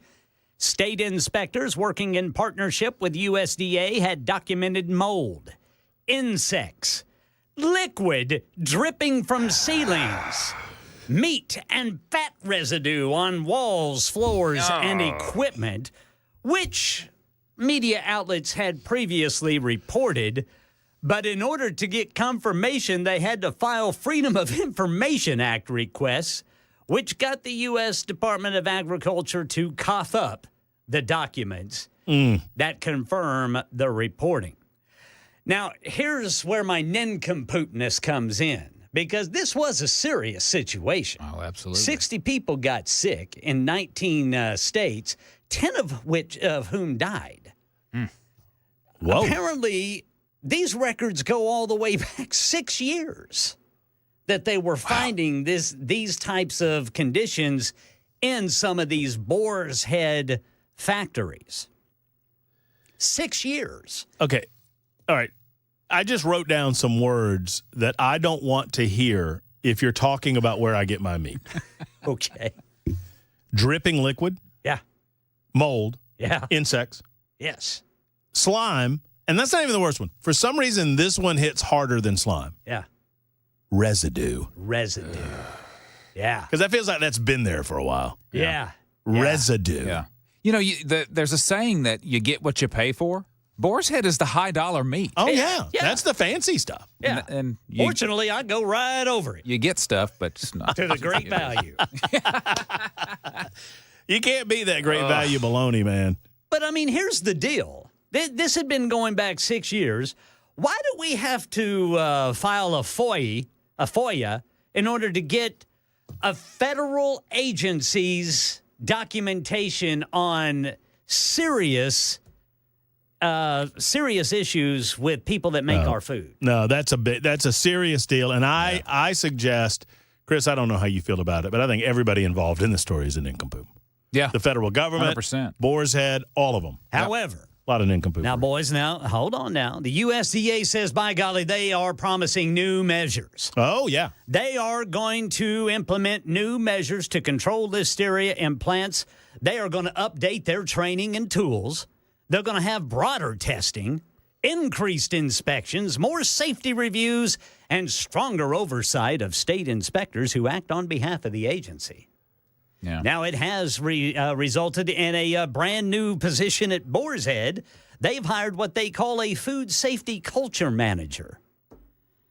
You need to hire a cleaning crew.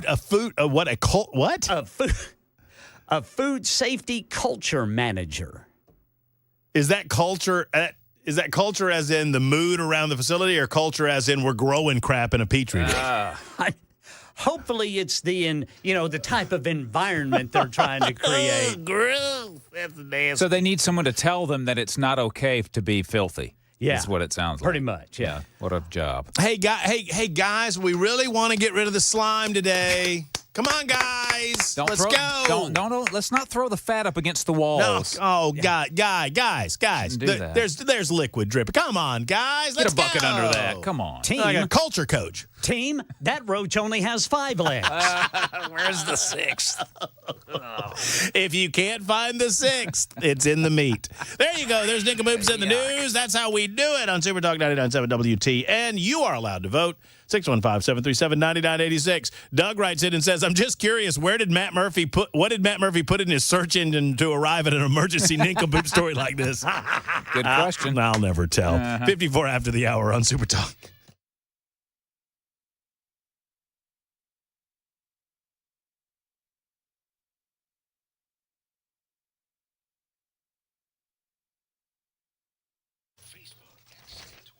Hello, friends. Matt Murphy here for the one and only Glock Store. I'm talking about my friends all month long and the shooting range that you need to sign up for at the Glock Store. They call it the Shoot 270 shooting range. Why? Well, you know, I haven't talked about this for a while, right? Because if you think about a circle is 360 degrees. You have 270 degrees in terms of your range of motion where you can shoot in your shooting room as opposed to a shooting lane where you're just pointed in one direction and that's it. It's a better replication of how you're going to engage with your firearm in real life. And you cannot replicate this. And it is why so many people from around our area go to shoot270.com, sign up, and they go to their shooting rooms. Personal instructor, private shooting room. Every session, you walk out a better, more confident shooter. And in January, all you have to do is mention my name, and you will get to shoot a full auto H&K suppressed MP5. All you have to do is mention that you heard about them on the Matt Murphy Show. That's a $50 value. You provide the ammo. They provide the H&K suppressed MP5. How about that? The incredible, incomparable Shoot270.com is found at the Glock Store. And the Glock Store is found on Airlane Drive, just off of Elm Hill Pike. Only in Nashville, minutes away from the airport and worth the drive from anywhere. It's the Glock Store.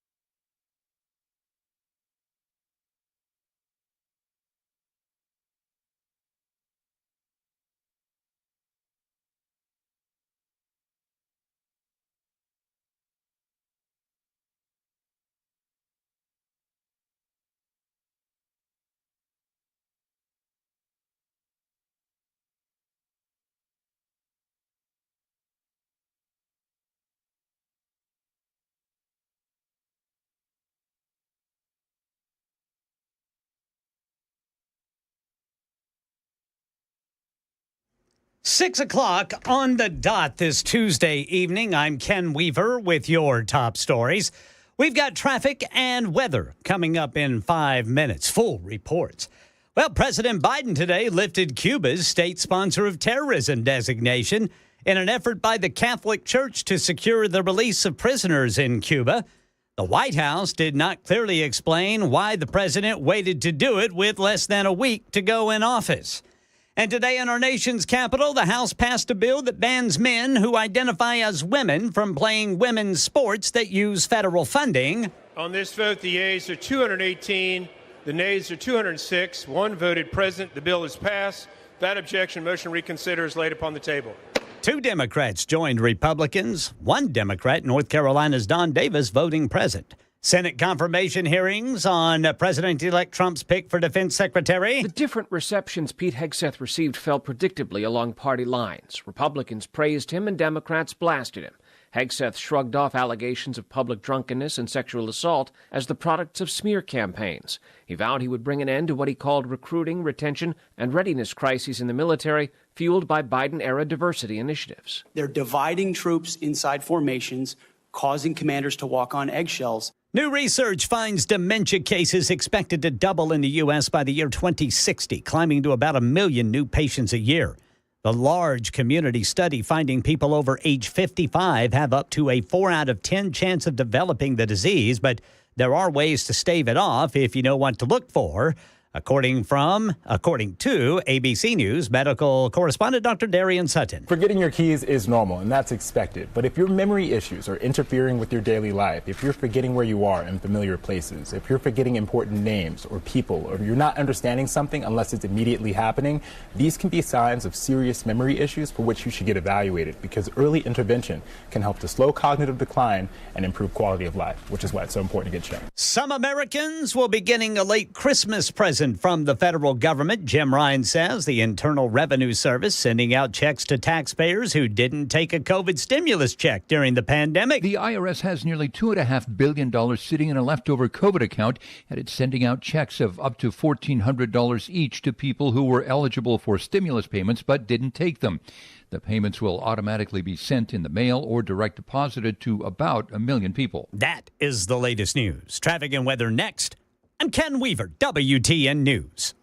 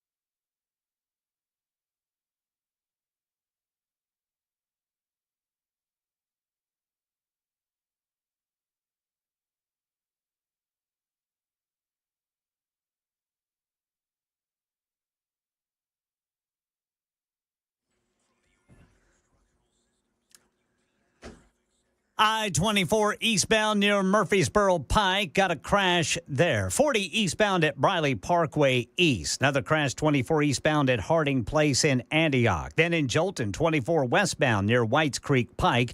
Antioch, 24 westbound near Hickory Hollow Parkway. I-40 eastbound at Briley Parkway. That right shoulder block there near the airport. Traffic every 10 minutes every morning on Super Talk 99.7 WTN.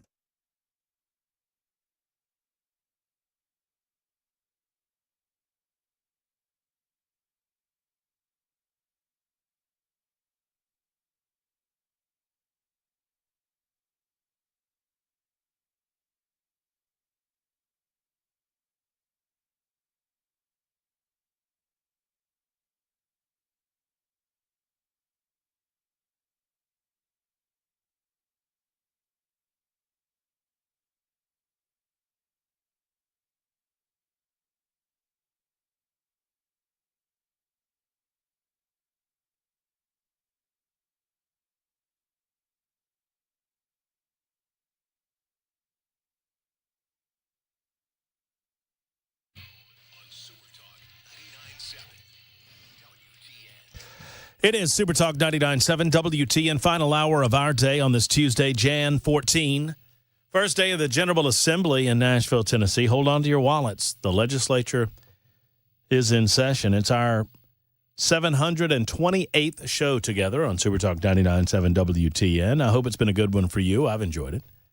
615-737-9986. We'll get more of your calls coming in just a moment. Pat's been holding on to talk about the confirmation process of Pete Hegseth, and we'll get into that momentarily. I've got a number of stories to get to. Flags are at half-staff. Joe Biden ordered flags at half-staff to commemorate the life of former President Jimmy Carter, who died earlier in the month. However, things are going to change come next week. Next Monday, January 20th, Inauguration Day. The flags will be back up at the Capitol building in the United States Capitol. They will also be back up across the state of Tennessee. I'll tell you why coming up in just a couple of minutes. Let me give you a, by the way, update on nincompoops in the news. Maybe I should wait to, perhaps I should wait until the second before I have to do a story on a regular basis, because I'm proud to note that and humbled by the fact that I was voted the nincompoop story of the day. So thank you very much. Ken Weaver came in second. Sad to note that Chris Webber, for Chris, was third place. Dealing with yucky meat and yeah, if you're dealing with yucky meat and the boar's head story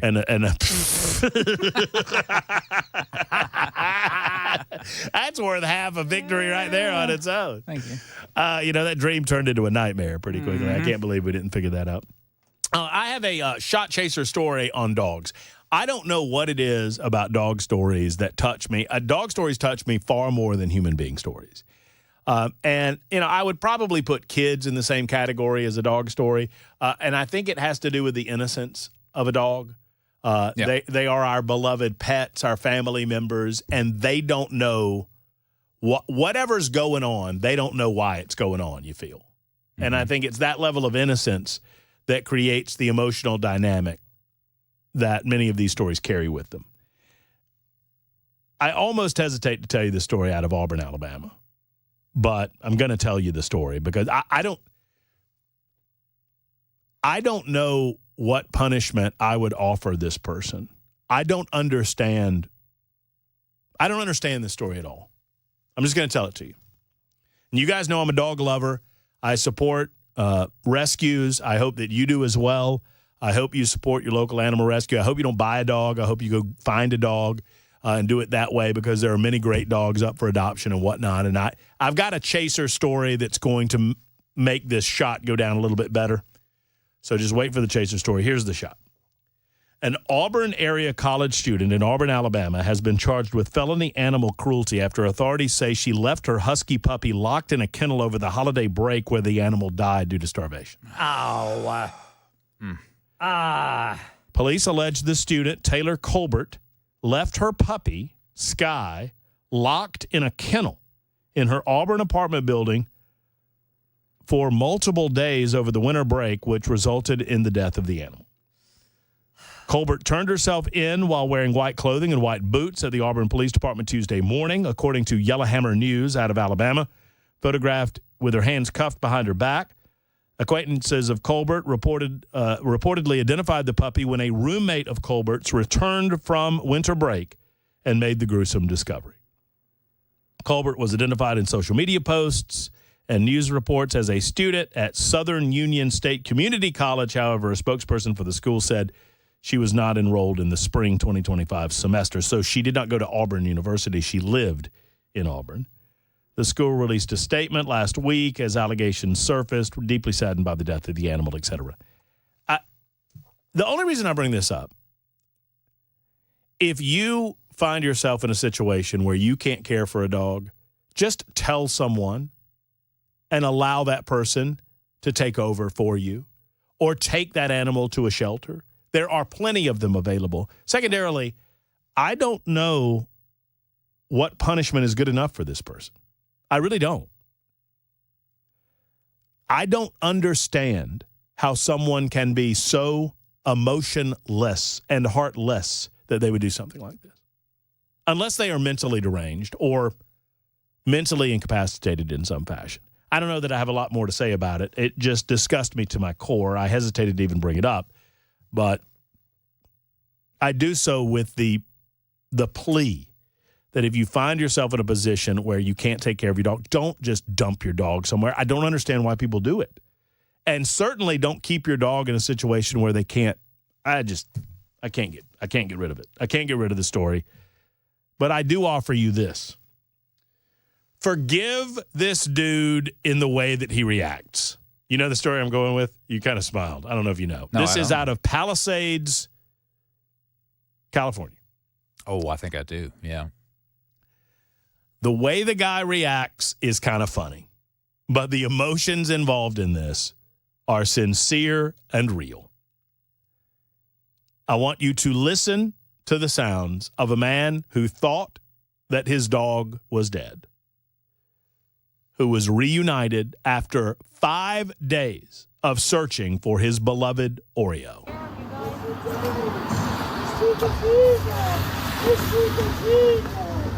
Wow. Here comes Oreo. Awesome, man. Yay. Man. Wow. Man. Oh. There he goes. He's carrying. Oh, kind of a curse word there. My apologies. We caught it. Hope we missed that. Yeah, it was good stuff, as the guy said. That is a gentleman who lived in Palisades Park, California, who had to evacuate very fast. His two dogs ran out of his house, and he could not corral them in time to get away, and he had to leave. He found one of his dogs a couple of days ago, and he thought that he had lost Oreo. Oreo, in fact, had gone back to the home where he was not allowed to go back to his house until this reunification. And apparently the dog went back there and stayed there and waited, which is just... That's a good boy. Kind of cool. That is a good girl, dog. Whatever. Yeah, Oreo. Could go either way. Yeah. I feel the same way about the dude. So anyway, congratulations. Yeah, that's very nice. That's nice. A little chaser after that shot story. All right, 13 after the hour. Let's I can't see it. Is my man still there or did he leave? Young lady. Lady? Yes, Pat. Pat. My apologies, Pat. I misgendered you, Pat. I apologize. Thank you for calling. No problem. I love the dog story. I'm a crazy dog woman myself. I just love them more than most people. Anyway, I wanted to drop a couple of names that might ring a bell, considering Hegseth. Let's see, Ted Kennedy, John Edwards, Bill Clinton, just to name a few. There's a little pattern there, if you get it. I believe they were all Democrats. Now, another name I want to drop is Buttigieg. Now, he got hired for a job. I don't think he knew much about what he was supposed to do. I think he proved it. And furthermore, there's nothing that requires anybody to have a military background to run, president, senator, representative, whatever. I don't get it. These people they're just full of hate. That's all there is. And I'm surprised they haven't pulled a Kavanaugh.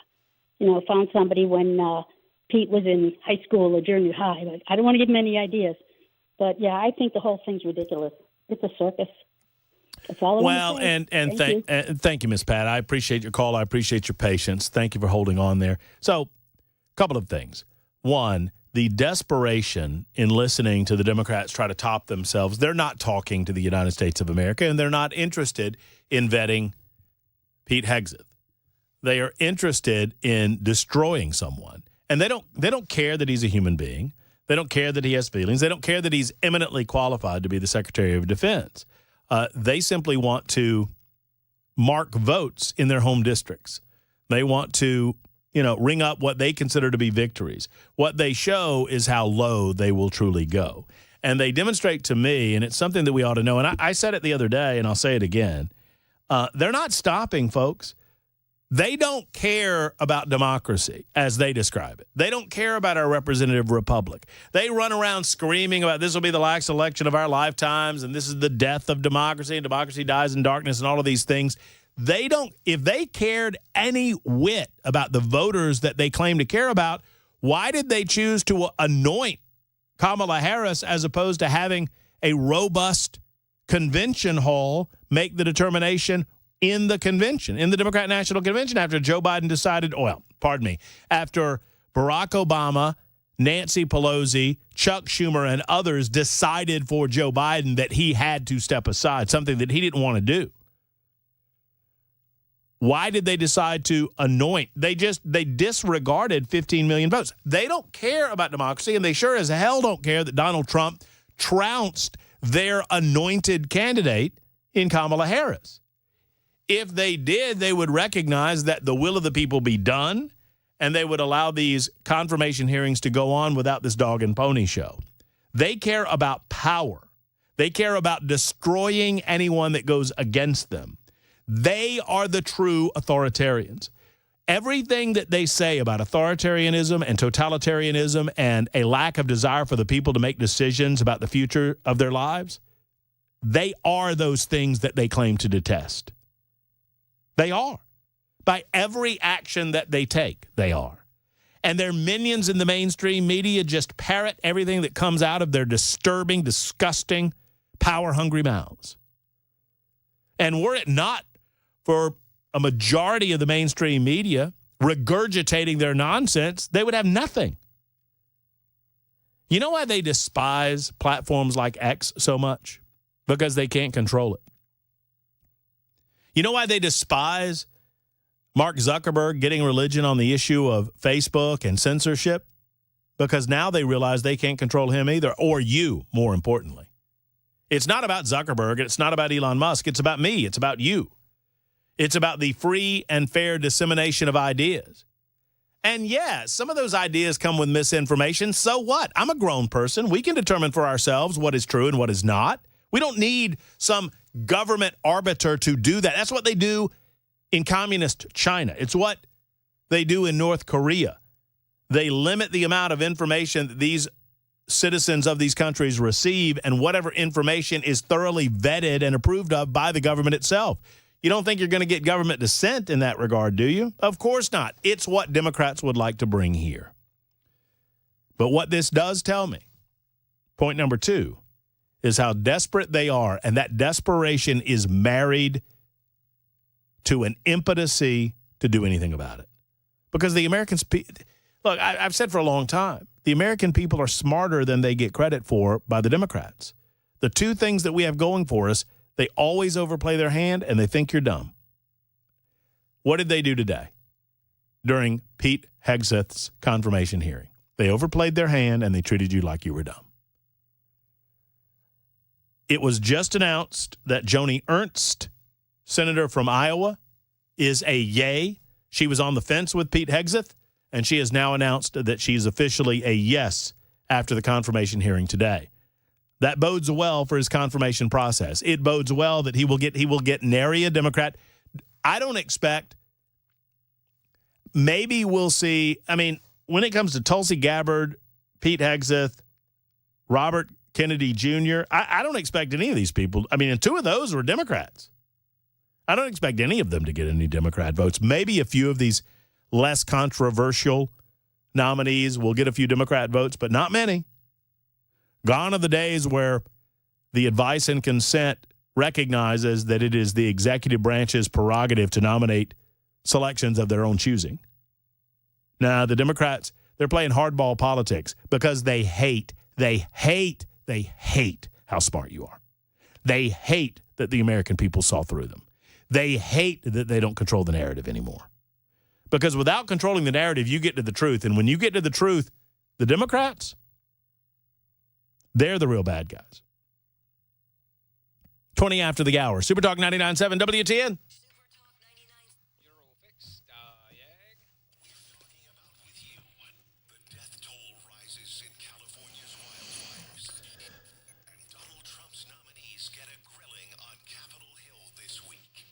Streaming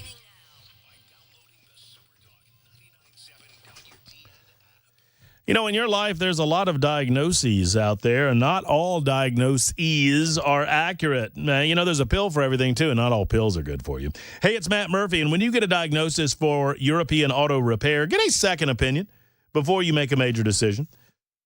Eurofix is the home for second opinions. Did you know this? Before you spend hundreds or even thousands of dollars on European vehicle repair from a diagnosis, I encourage you to go to Aaron Stokes and Eurofix. You could not only save your vehicle's life, you could actually save you a tremendous amount of stress and money, and that would ruin your weekend. It would ruin your week, it would ruin your month, and maybe even your year. Life's too short to get stressed out and angry. Be happy and go to Eurofix. At Eurofix, you get a free 15-minute no-wrench inspection with an estimate at every visit. Not high-pressure sales tactics. They simply diagnose what's wrong with your vehicle. At Eurofix, you get a 3-year warranty, a nationwide warranty, I might add, and a free loaner car with every repair appointment. And they have locations where you are. They have 5 separate locations: Franklin, 100 Oaks, Murfreesboro, Belmead, and now the brand new location in MJ, Mount Juliet. Call 844-EUROFIX. That's 844-EUROFIX, or visit myeurofix.com. Tell them Matt Murphy sent you to Eurofix.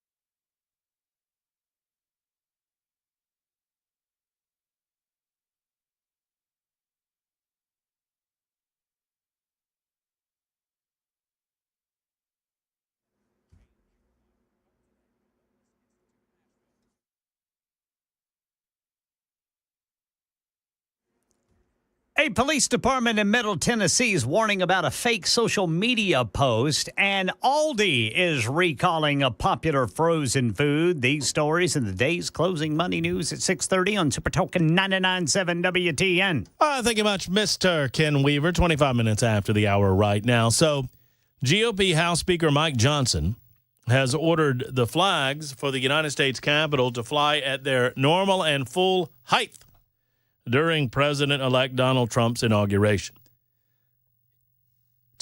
Earlier today, Johnson declared that the flags will be flying at their full staff during the inauguration, despite the President of the United States offering a directive to lower the flags as a part of a commemoration to the late Democrat President Jimmy Carter. Does it not feel like that's over? I mean, no offense. I mean, world moves on. I mean, we all got it coming, kid. And when it comes, the circus continues. What with the pomp and circumstance of the state funeral, what with the pomp and circumstance of him lying in state in Georgia at the Carter Center, being moved to I mean, I'm not against it, whatever. Jimmy Carter was not my favorite president. Seems like a, nice enough guy. I hated his policies and his politics, but he was one of the few, right? I mean, there've only been 45 of them. That's right, 45. Y'all will figure it out eventually. Donald Trump is the 47th president. He was also the 45th president, which means there've only been 46. But what about Grover Cleveland? There's the other one. There's only been 45 of these guys, so I get it. But now that it is done and he has been laid to rest, you feel like Joe Biden did this for the purpose of dinging Donald Trump, don't you? Do you not feel that way? Well, Mike Johnson's having none of it. Johnson said on January 20th, the flags at the Capitol will fly to full staff to celebrate our country coming together behind the inauguration of the president-elect. The flags will be lowered back to half staff the following day to continue honoring President Jimmy Carter. Joe Biden ordered the flags to be half staff for 30 days following the passing of Carter, which occurred December 29th. The command for the half staff flags applied to the White House, all public buildings, and U.S. military posts. Many Republicans expressed they found it odd and frankly annoying, the fact that the flags would be half staff during the Trump inauguration ceremonies and festivities. The president-elect himself posted on his platform that the Democrats were apparently giddy about the implication that the nation would be in mourning due to his second term in office. He said, "Nobody wants to see this, and no American can be happy about it. Let's see how it plays out. Make America great again." Well, when I saw this morning, and I'm not taking credit for what I'm about to say, but I'm just saying the two things happened back to back. I saw this morning, and I posted about it on my X machine. You can find me on X, at Matt Murphy Show. That's at Matt Murphy Show. And as I said this morning, every governor in the state, every governor in every state in the United States of America should do the same thing. Every House GOP speaker ordered the Capitol flags to fly at full staff at Trump's inauguration, and every state governor should do the same. And then I went on to say, this was 7 hours ago, I'll ask Governor Bill Lee about it when he comes on my show at 5 o'clock. Oh, those were the happy times when we thought he was coming on today. Remember that? He's coming tomorrow, don't worry. Well, I will not need to ask him about it because let's see when this was. Let's see if I might have had an impact. January 14th, that's today, right? January 14th? Yep. 1:10 in the PM. And my post was at 10:30 in the AM. Ooh, look at you. How about that? At 1:10 this afternoon, Governor Bill Lee made the announcement that flags over the state capitol will be flown at full staff from 11 a.m. Central Time. That would be the beginning of the inauguration ceremonies in Washington, D.C. Those happen at high noon Eastern Time on January 20th through sunrise, January 21, in honor of President Donald Trump's inauguration. Flags will be returned to half-staff in Tennessee as Tennessee continues to mourn the death of President Jimmy Carter. So it has been announced by the governor that while we honor President Carter's work in the state of Tennessee, we are going to be raising those flags on Inauguration Day. That's good news. And good for you, Governor Lee, for recognizing the importance of showing solidarity behind the 47th President of the United States of America, Donald J. Trump.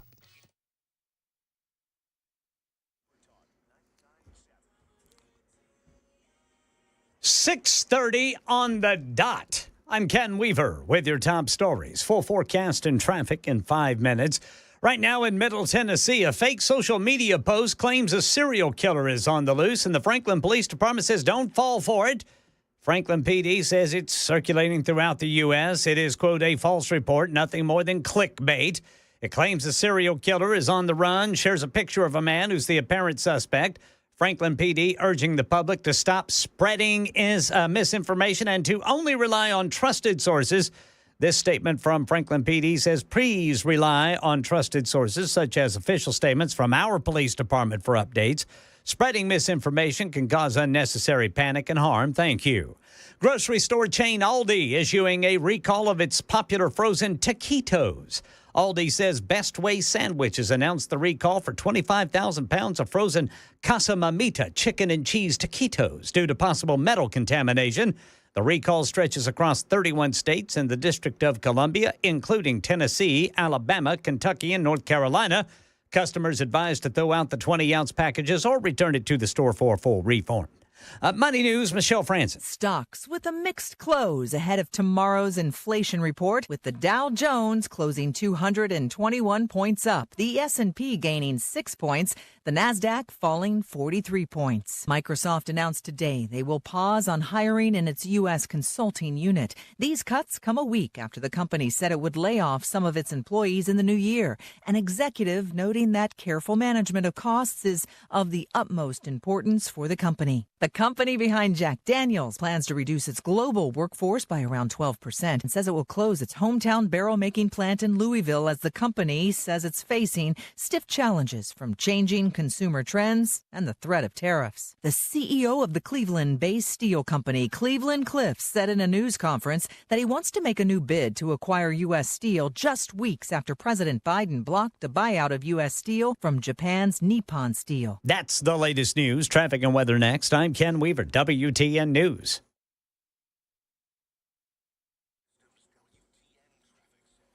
Got a crash in Bellevue, Highway 70 south at Coley-Davis Road. A crash blocking the right lane. That's 40 westbound near Fessler's Lane. A crash in Berry Hill, 65 northbound at I-440. In Antioch, a crash, 24 eastbound at Harding Place. Near the airport, we've got an injury crash blocking the right shoulder, 40 eastbound near Briley Parkway.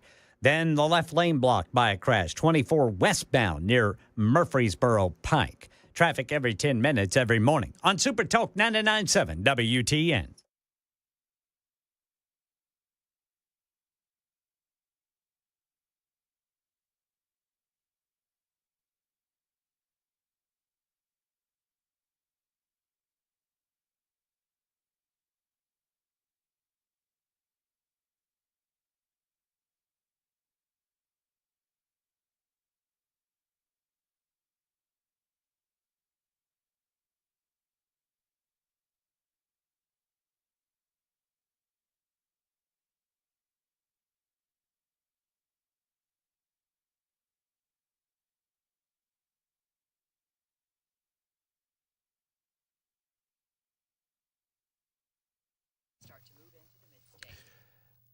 Does your spouse or significant other complain about your snoring at night? Do you wake up with low energy and you don't know why because you felt like you should have had enough time to get a decent night's sleep, but you feel like you haven't? Might I suggest that you might have sleep apnea? And if you do, there is a solution that does not involve a CPAP machine. It doesn't involve a hoses and a machine that, sounds really loud at night. It involves an FDA-approved oral device from the Sleep Apnea and TMJ Solution Center, run by Dr. Stephen Poss and Dr. Brian McLaughlin, that you can wear. It's in your mouth. It's like you could describe it as a retainer. It's non-metallic. It's plastic in nature. Maybe more like a football guard, like a mouthpiece in football. You get used to it, and I tell you from personal experience, because I wear this every night, you get used to it after a night or two. You don't notice that it's there. It holds your jaw gently forward. It keeps those airways open. So you snore less, you annoy your partner a lot less, and you sleep better throughout the night, eliminating that mild to moderate sleep apnea. And they're in network with BCBS, Aetna, Cigna, United Healthcare, Medicare, and a preferred provider with TRICARE for the military. The bottom line is this: you have no excuses. Let's make the call. Let's go ahead and make the appointment. Let's talk to Dr. Stephen Paas, Dr. Brian McLaughlin, and the rest of the team at the Sleep Apnea and TMJ Solutions Center, and let's sleep better as a result. Go to drpaas.com. Spell it out, drposs.com. drpaas.com for more information about the Sleep Apnea and TMJ Solutions Center.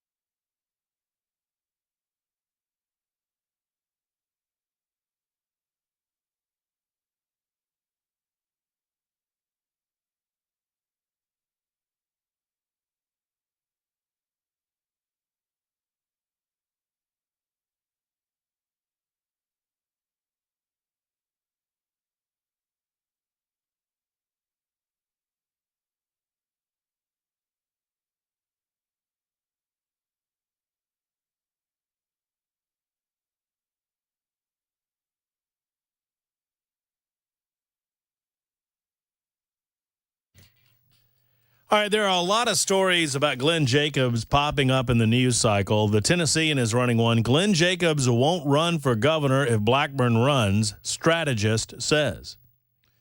This is actually out of the Knoxville News Sentinel. It's probably a repeat, a regurgitation of the story that we told you about earlier.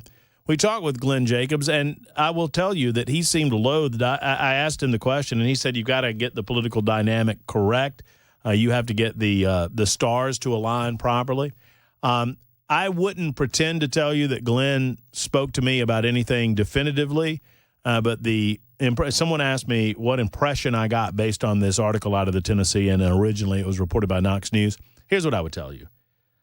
I believe that if Senator Marsha Blackburn decided to run for governor, and every expectation is that she's going to make that decision at some point like in March, but everything I'm hearing is that she's a hard lean yes to run, I think that would keep a lot of people out of the field. And I would be frankly surprised, given the relationship that I know Glenn Jacobs has with Marsha Blackburn. It would surprise me, maybe not shock me, but it would surprise me if he ran against her. It is also of note that they are managed by the same strategy firm, the same consultation firm. I'm not pretending that any of this has anything to do with the decision-making on the part of the candidates. I'm not suggesting that. The candidates themselves are going to make the decision.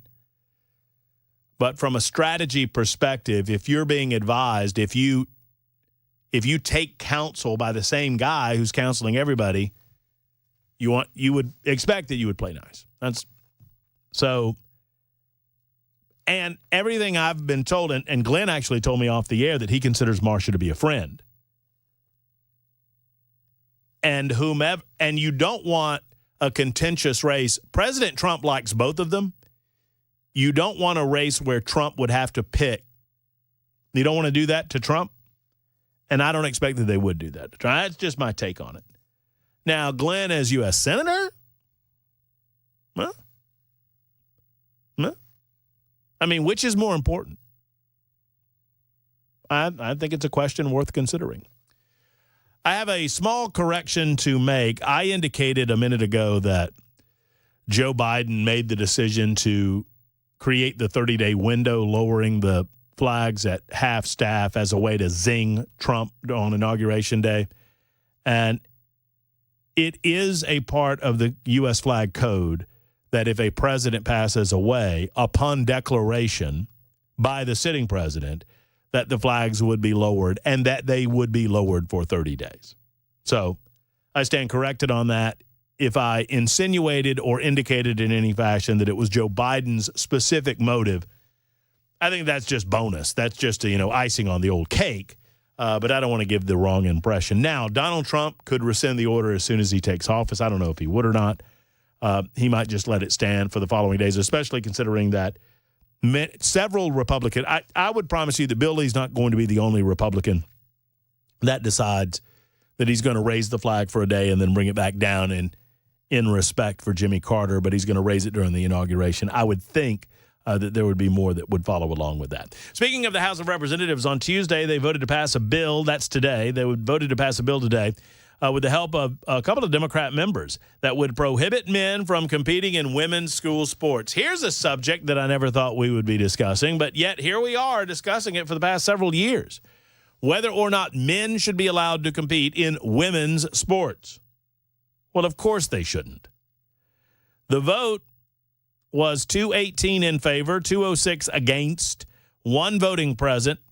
If I had my way, there would not be an allowance. You would have to be absent from the body. There would not be an allowance to vote present. There just wouldn't be. We send you, I would, let me put it this way. If I have an elected official, I don't care if you're dog catcher, city council, mayor, county commission, state rep, state senator, governor, whatever. If you can't manage to figure it out and vote yay or nay on an issue, you don't need to be there. But I digress. Democrat Congressman Vicente Gonzalez and Henry Cuellar, I don't know how to pronounce it, great googly moogly, who both represent conservative districts in Texas, joined Republicans to restrict men in women's athletics. Democrat Representative Don Davis voted present. That's the guy that I would boot out of office.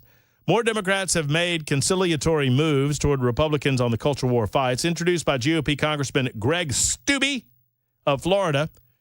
3-page Protection of Women and Girls in Sports Act. What does that spell? It's got to spell something. They all spell something. No, it doesn't. PWGSA. Bars any athletic program that receives federal money from allowing male-bodied individuals to participate in women's sports. The bill does not prevent males from training or practicing with an athletic program or activity that is designed for women, so long as, quote, no female is deprived a roster spot on a team or sport, opportunity to participate in a practice or competition, scholarship, admission to an educational institution, or other benefit that accompanies participating in the athletic program or the athletic activity. An overwhelming majority of Americans believe that men do not belong in women's sports, and we must not allow this practice to continue. Common sense must prevail, said Steube. The bill also directs the Government Accountability Office to conduct a study into the benefits to women or girls participating in single-sex sports that will be lost.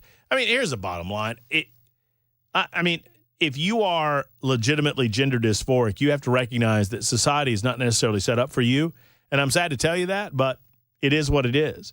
I wouldn't wish this on you, but it is a fact that if you can't figure it out, you are not going to be able to do certain things that others are able to do, particularly compete in women's athletics if you were born a man, because you have a competitive advantage over those women, all else being equal.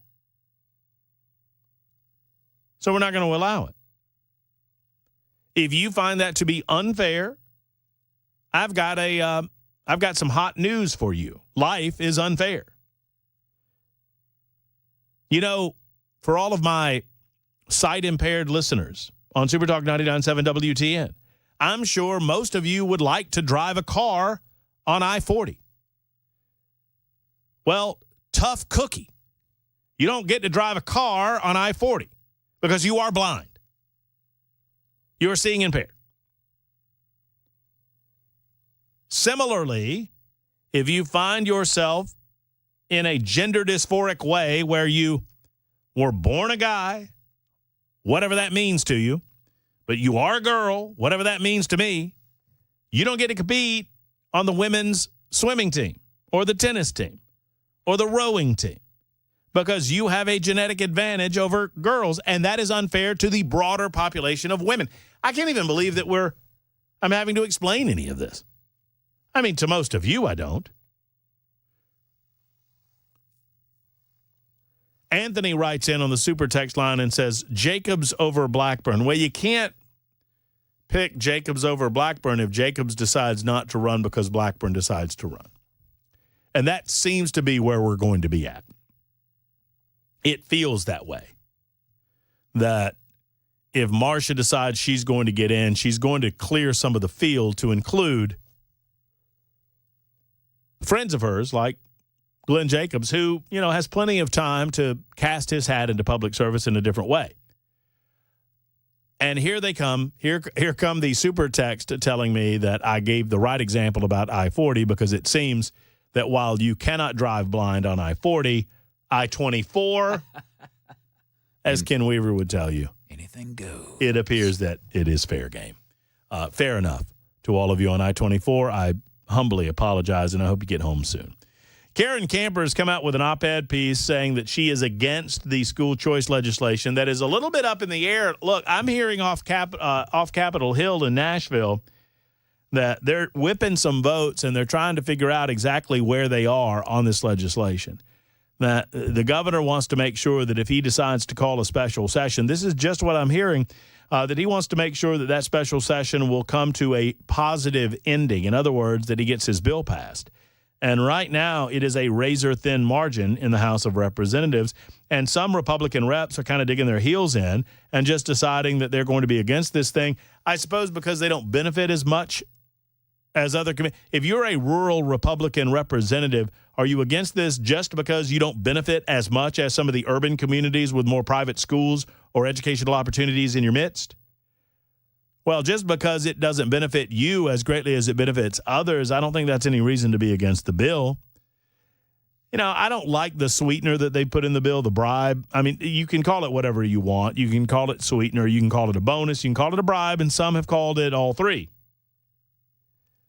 But for those unaware, there is a $2,000 bonus per teacher. I don't like that it's going to all teachers en masse without consideration for merit. What I would like to see, if you want to include this in the legislation, and this is obviously an effort to get teachers on board with this legislation. Teachers are loath to support it because they, follow sadly, some follow like lemmings behind their teachers' union, and the teachers' union does not want any competition. So, in order to get more of the teachers on board, they threw in a $2,000 bonus in the structure of this bill. There are still yet some Republican representatives that have not seen fit to support the legislation. Democrats, they're not going to vote for this thing at all because they're beholden to the teachers' union. Karen Camper is the head of the Democrat caucus. She is a House of Representatives member from Memphis, and she's a part of the Democrat leadership. She is actually the House Democrat leader, and she wrote an op-ed piece announcing that they were opposing the bill, but that there were plenty of ways to serve students and educators better, and she provided 8 of them for us to include. I'm reading from the Tennessean now. Number 1, modernizing Tennessee's funding formula.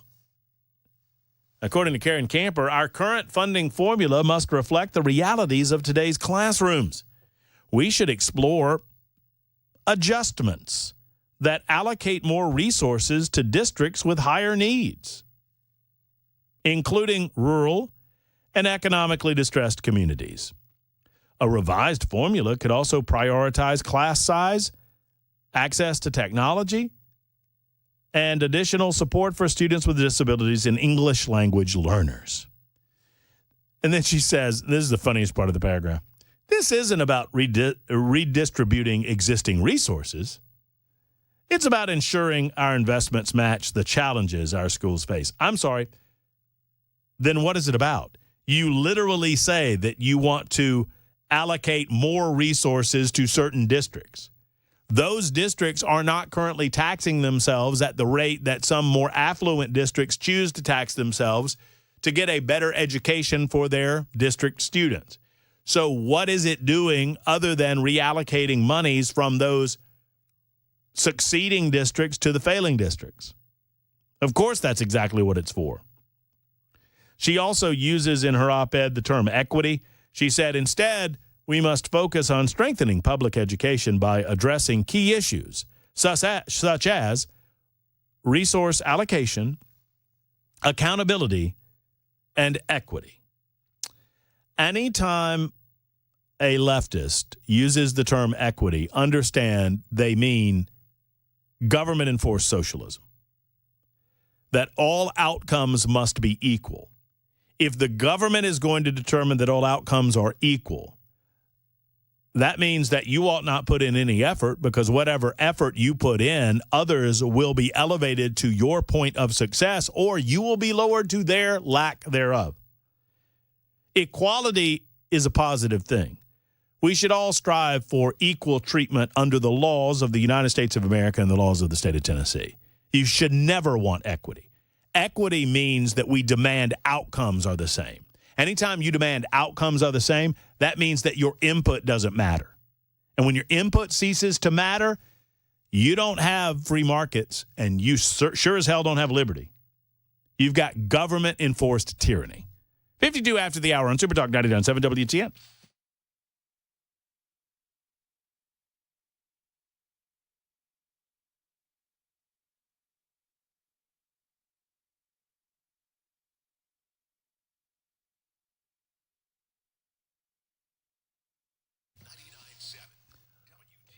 You know, we just had all the snow, and obviously people focused on stocking up for groceries and salting their driveways. But, you know, all of that snow has to melt, and when it does, if you have the tiniest crack in your basement or your crawl space, if you have any sort of fissure in those existing environments, you know, that water ends up in your home. What if your pipes burst, or maybe they did, and God forbid if they did, but if that water remains unseen, it can turn into a huge problem with mold and wood rot and the need for structural repair. That's where United Structural Systems come in. United Structural Systems has over 30 years of experience in basement and crawl space waterproofing, basement wall stabilization, and foundation repair. USS inspections are absolutely free, and they will never try to sell you any unnecessary repair. They simply are here to help. They like to say they guarantee their best. Call USS at 615-488-7855. That's 615-488-7855, or visit them online at USSTN.com. There's a reason they have almost 30,000 positive referrals, 30,000 testimonies over the 30-plus years that they've been in business, because they are simply the best at USS. Online at USSTN.com.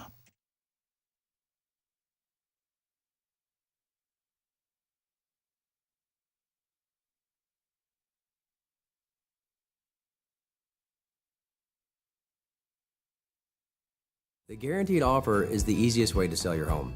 It's really simple. We bring you an all-cash offer. You close in as little as 21 days. No home inspections, no lock boxes, no open houses. Go to markspain.com to get a guaranteed offer and start packing.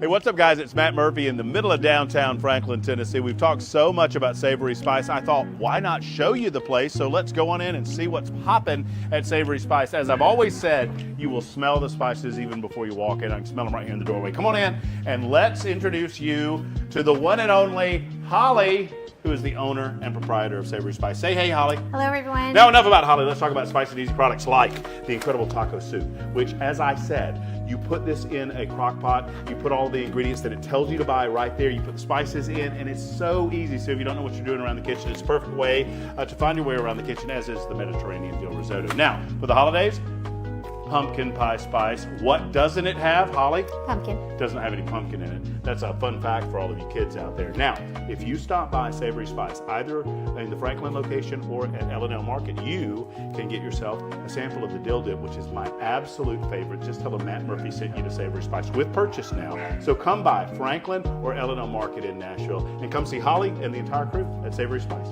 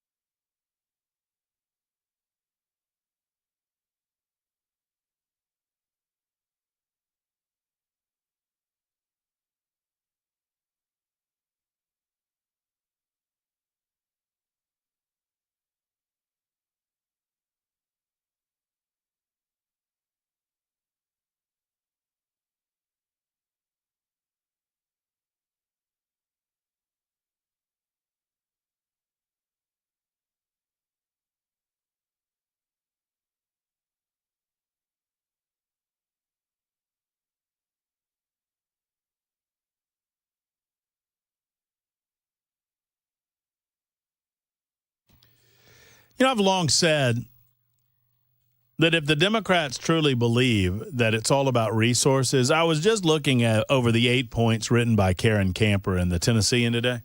By the way, Matt Murphy Show, wrapping up, Super Talk 99.7 WTN. I'm joined by a grumpy Chris Webber.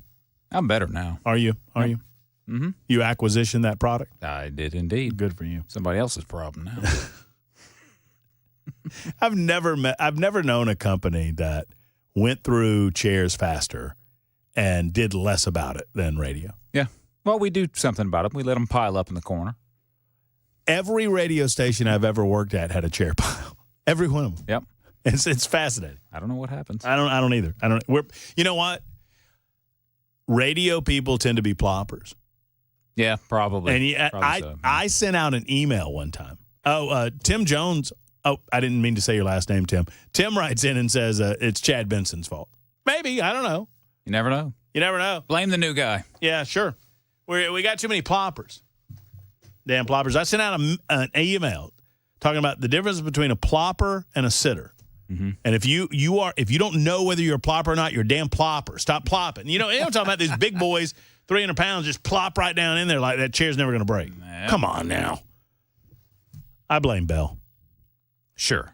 Anyway, Karen Camber, like 6 out of her 8 points is all about money. Money, money, money. That's all the Democrats think about is more money, how to get more of your money, how to steal more out of your wallet. We'll be back tomorrow at 3 o'clock. Hopefully we'll have the governor on. Freddie O'Connell, the mayor of Nashville, will be with us as well on Super Talk 99.7 WTN. Here comes Mark Levin. So long, everybody.